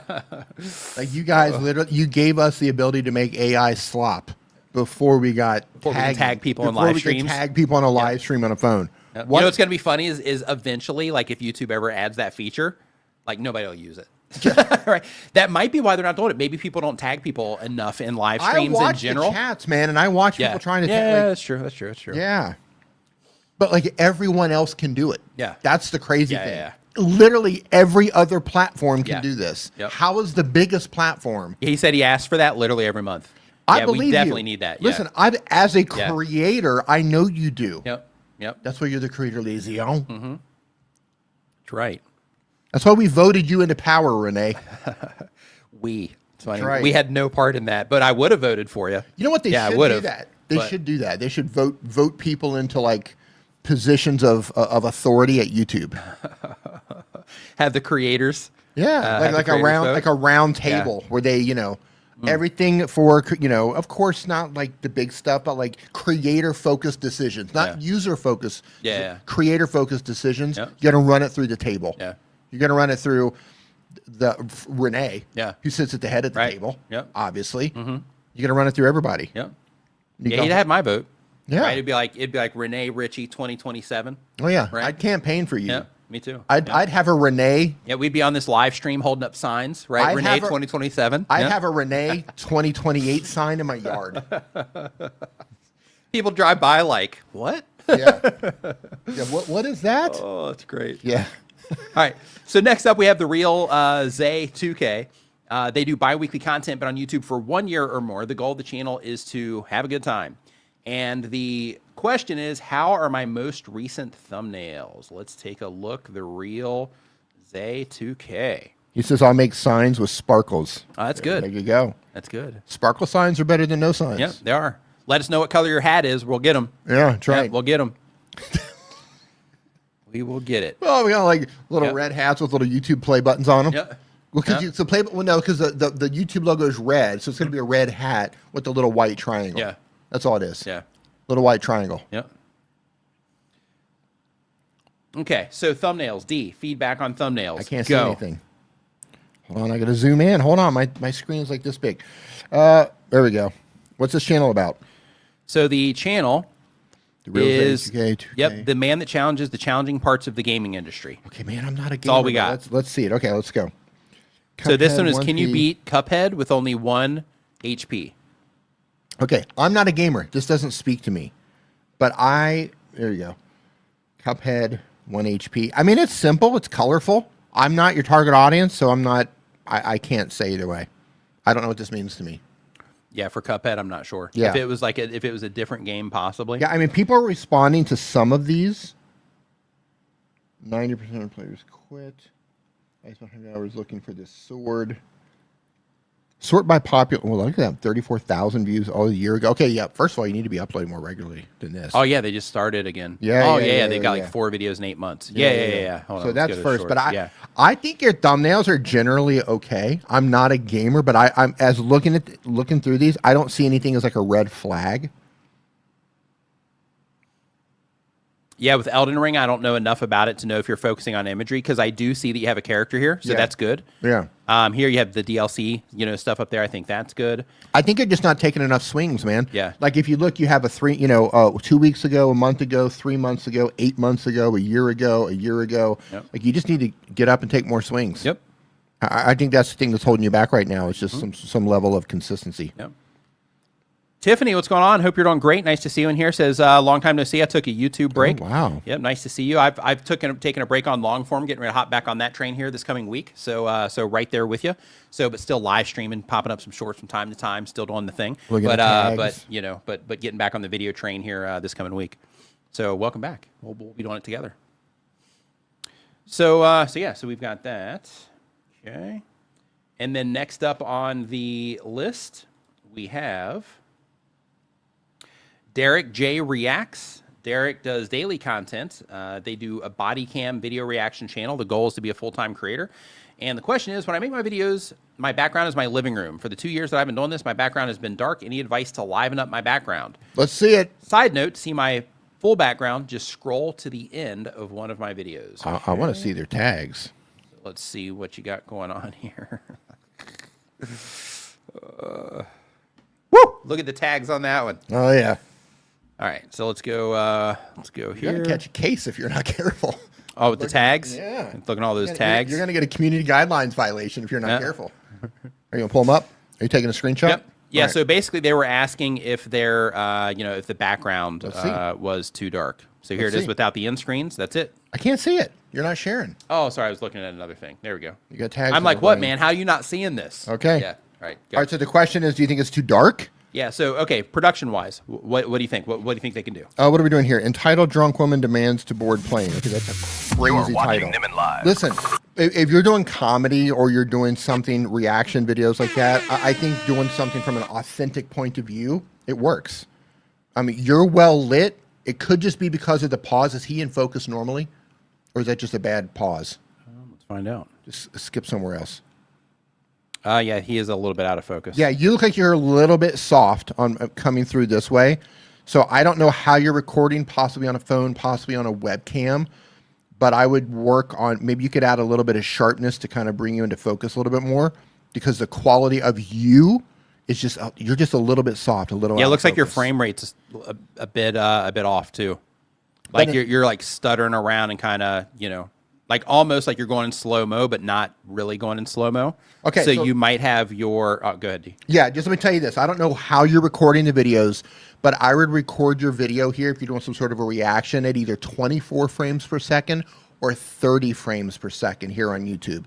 So dig into your settings to see what that set is. So if it's on your phone, you can go into your settings to see how it's recording. If you're using a webcam, you should be able to make that adjustment as well. 24 frames per second or 30 frames per second. If you are editing this after you record the footage and you put it into an editor, you want to go into the settings and make sure you're rendering that video out at the same frame rate. So if you shot in 24 frames per second, render it out in 24 frames per second.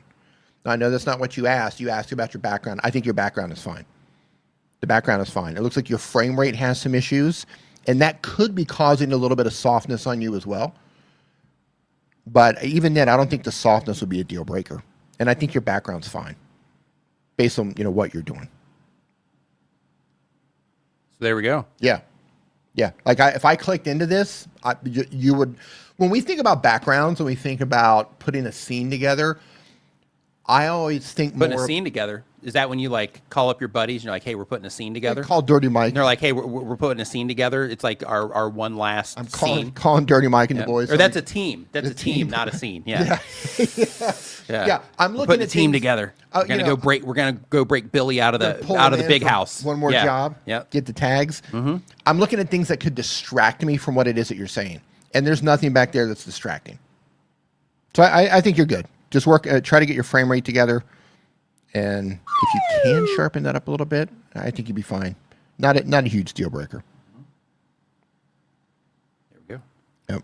And there you have it. There you have it. So next up on our list here, we have Mirrors, how you doing, man? Mirror, good to see you.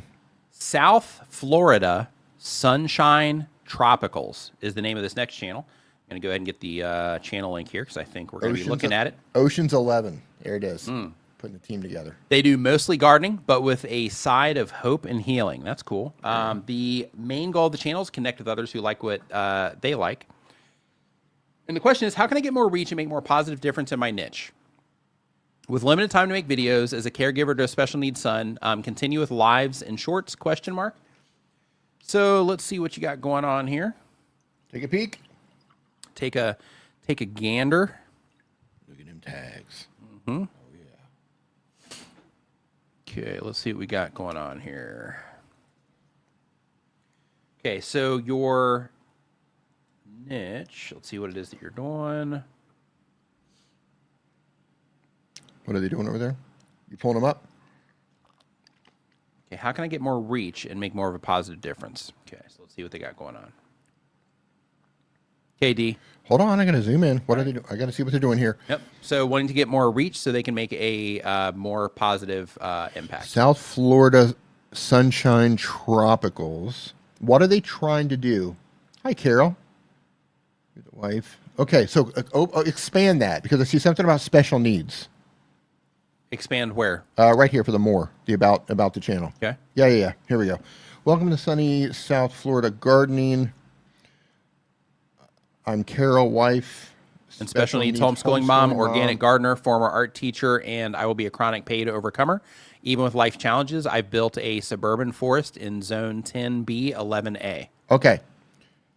This channel's for you. I can read this. Your channel's for you if you want to grow low-maintenance edible plants and fruit. Okay, so the first thing I want you to do, I love that you're telling people about your life, but the first thing I would do is I would move your part about who the channel's for up at the top. Up at the top, because you have to think about it from a viewer's perspective, right? If I come onto your channel, I want to know what you're going to do for me. Until I get to know you, until I watch your videos and you've done something for me, I just want to know what's in this for me. So first thing I would do is I would just move that stuff up at the top, just so when if somebody were to click on that, they immediately know what's in store for them, and then you can tell people about your story underneath that. So that's the first thing I would do. Now, that in mind, the name of your channel, before I even get into your videos, as soon as I think of South Florida Sunshine Tropicals, I'm thinking that you are targeting just people in Florida. Is she? What is she doing here? No, I don't think so. I think that just might be where she's at. So this is just her way of doing that. So one thing that I want to mention really quick, if you don't mind me jumping in here real quick, go ahead. is since you are uploading these as long form, and this is like a 16-minute long video, I would also just kind of match the experience. So with this, you'll see that you have a 16:9 aspect ratio thumbnail. Make sure that you are making your videos like that as well, just so it matches the experience or the expectations people are going in there, so it feels like a regular video when people click into it. In addition to that, this one's about seed hearts and gardener's salve. I'm not sure what those things are, but when I look at your thumbnail, I can't really see what's going on. I don't understand it.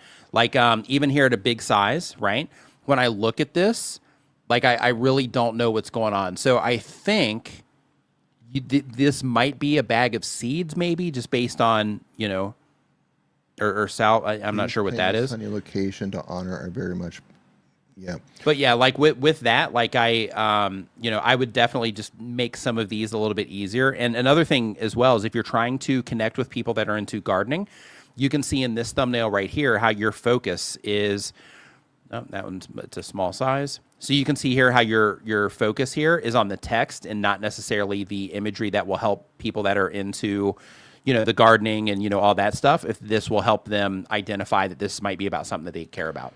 So because of that, I would lean more on the imagery and taking good images of or good photos of the things that you are showcasing so that you can make those the star of the thumbnail, so to speak, instead of the text being the star of the thumbnail. Carol, so here's what I would do when you're thinking about making your next video. So if you're making a video about your, whatever tree it is, so your Mount's Botanical Garden plant sale, your fruit trees. Okay, so fruit trees. So I want you to go into YouTube, go to the search up at the top here, and just type in something, you know, how to grow fruit trees, and look at the imagery that all of the top videos have. Because that's what you're trying to go for here. You're looking for imagery that your ideal audience is going to resonate with immediately, right? You don't want somebody to have to stop and try to read the text and figure out, well, what is going on here? What letting go to grow? What does this mean? You want an immediate reaction with the people that you're trying to reach. So I would go as far as, for now, taking that text off of the video for now and just focusing on the best picture that you can get of the thing that you're trying to show them. If that's a handful of seeds, show them the handful of seeds. If it's a fruit tree, show them a really nice, vivid, colorful picture of a fruit tree, or whatever it is that you're trying to show them, because people are visual. And when they're scrolling through YouTube, the people that you're trying to reach are looking for plants. They're not looking for lots of text that are hiding your plants. So that's the first thing. You need a lot of work on your thumbnails here. The second thing is you need to make more videos. So you have 2 months ago, 2 months ago, 11 months ago, 1 year ago, 1 year ago. I don't know what you're doing with shorts, but for long form videos, you're not uploading that much. Yeah, so on shorts, we've got... uploading more on shorts? Yeah, so we have January 15th, January 29th, January 31st. Okay, so you're February uploading 1st, shorts. February 8th, February 17th. So yeah, so she's publishing more shorts, but still not very consistently. So make sure the imagery in your shorts is also, you know, you can have those first few seconds on the thing that you're going to talk about. The plant, the tree, the fruit. Right, you got to think about that visualization, because if you're talking about planting, you're talking about gardening, and I come here and I'm just glancing at your thumbnails and I'm seeing you and possibly is that your daughter? I'm not sure, or one of your children. I'm not thinking plants, right? So you have to think about what it is that you're doing on your channel and the imagery that you're putting out there, and you want people to think plants. You want people to identify very quickly with everything that you're doing: plants, gardening, trees, fruit, seeds, mulch, whatever it is that you're trying to, landscaping, right? Those immediate visual connections. Hey, really quick, I want to answer a question here from the chat. It says, what is your take on doing a content wall? So a lot of you have probably seen Nate Black's several videos on the content wall thing that he's doing. And my take on that is Nate is a smart guy. I know that, you know, that he's transparent a lot about, you know, the stuff that he does, and he shares, you know, the stuff that he, you know, the results he gets and stuff like that publicly. And, you know, I trust him, you know, with that. But for me, I've never tried it with myself, anybody else, anything like that.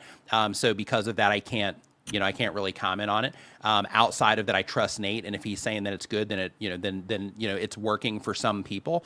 But I don't have, you know, experience with that because I haven't done a content wall myself, or, you know, anybody inside of Tuber School hasn't done it. Nobody, you know, else that I've, you know, worked with has done that. So I'm not sure personally in terms of me saying like, yeah, go for it. It's a great way to, you know, fill in the blank. But I can, you know, vouch for Nate in terms of, you know, him being, you know, smart and being transparent with what it is that he's doing, and not, you know, not lying to people when it comes to things like that, because there's no benefit there. So when it comes to, you know, the content wall, because, you know, I haven't personally done it, it's not something that I can say like, yeah, absolutely go do it, it's going to work, because I don't know. I haven't done it myself, so I don't have anything that would, you know, support that from my, you know, point of view.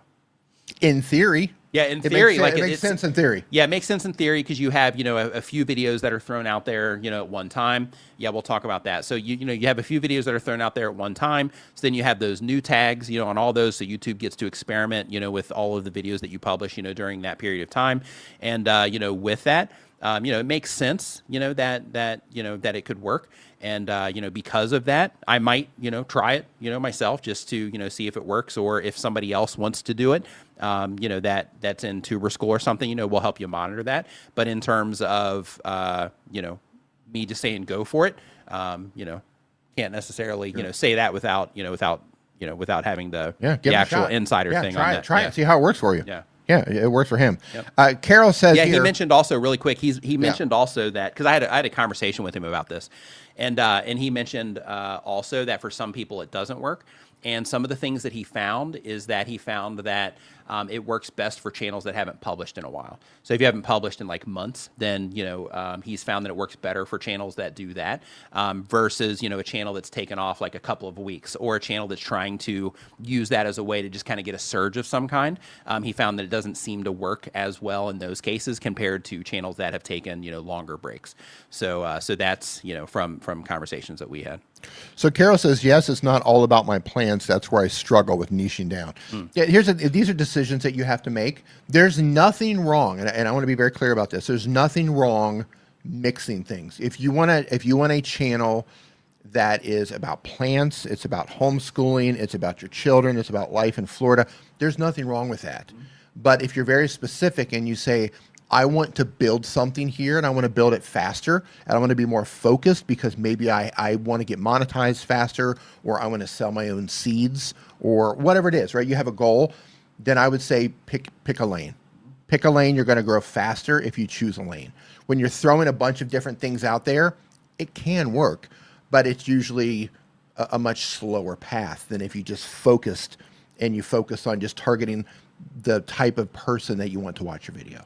Right. If you're making videos for people who want to learn how to garden, who want to learn how to grow things in tropical environments, or whoever it is you're trying to reach, you need to make videos for those people.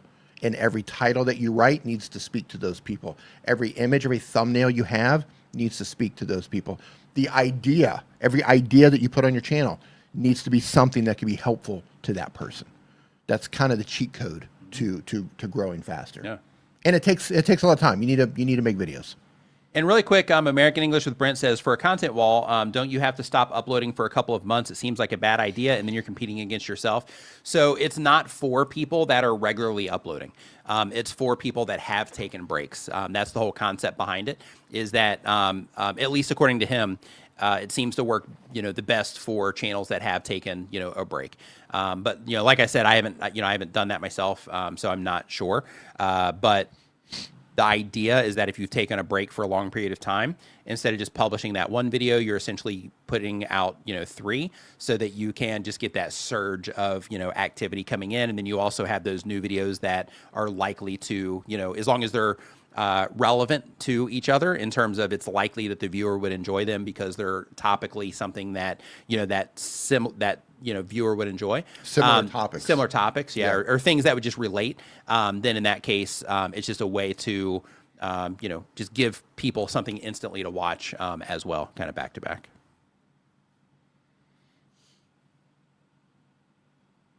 We had a lot of good questions in today's stream. Yeah, we have. Yeah, really good questions today. Yeah.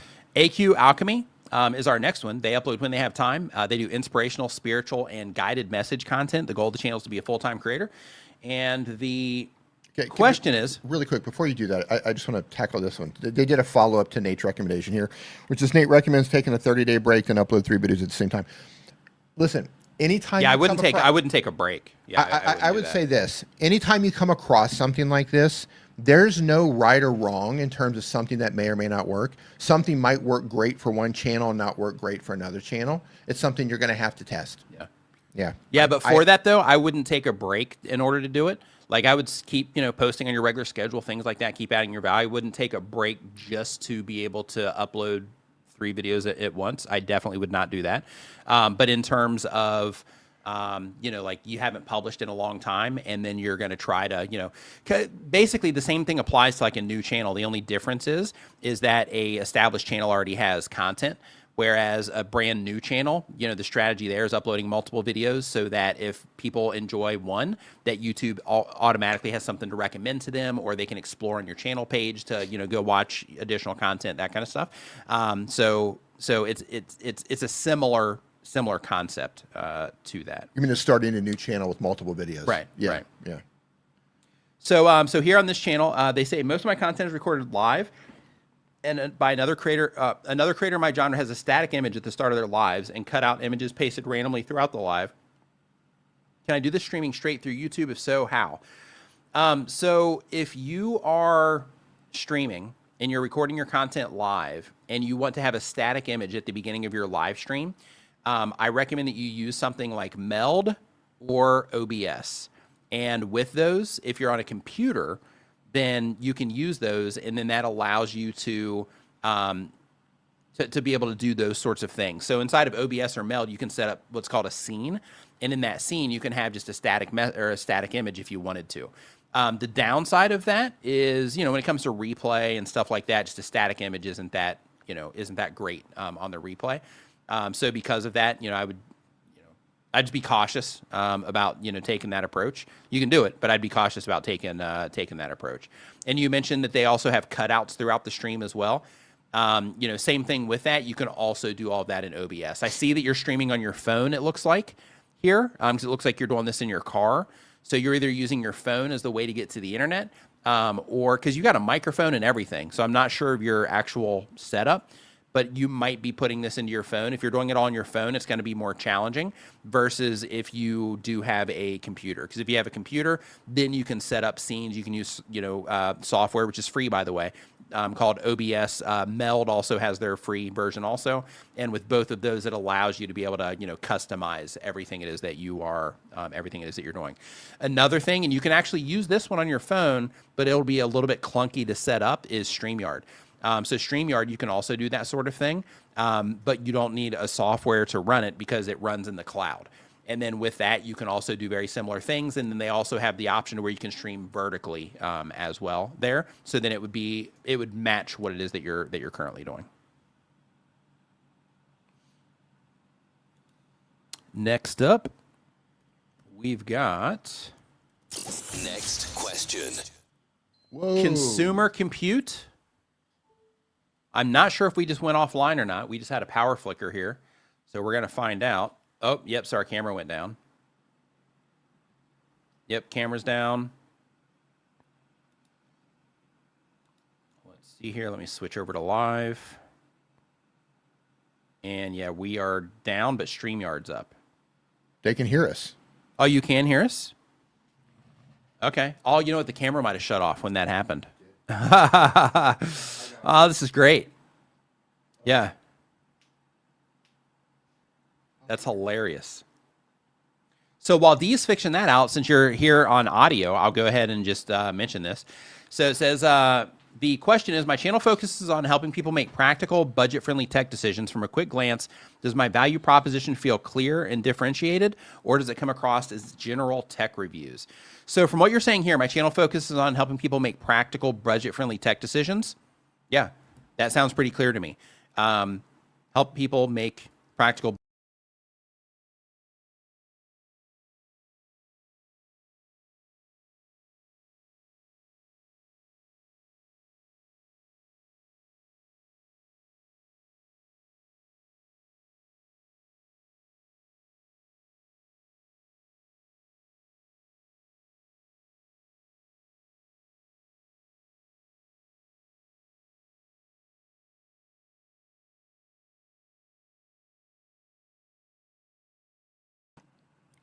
Audio's back. Audio's back. Yeah. Okay. So on that note, while since the audio is back, I do want to, I guess we're just going to go audio version here because we are at the end of the stream. So a couple things. I do want to remind you as a content creator that if you are hitting a wall right now and you find, things are challenging, just keep in mind that YouTube is challenging. And there's skills that you need to develop along the way. And, you need to be able to, learn how to see things, in a certain way and all that when it comes to YouTube. And that comes through practice and practicing the art of making content, but also intentionally trying to spend time learning how to make thumbnails. A great way to do this, thumbnails, titles, make the video content, everything. And a great way to do this is to, let's say thumbnails, for example. Go find people that are successful in your niche and then try to recreate their thumbnail.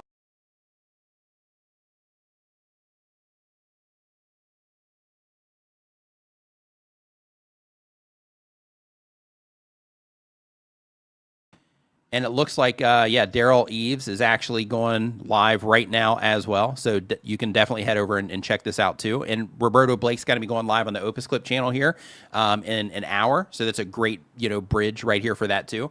But when it comes to, YouTube, it's challenging. So just work on the skill sets around being a content creator and hang in there.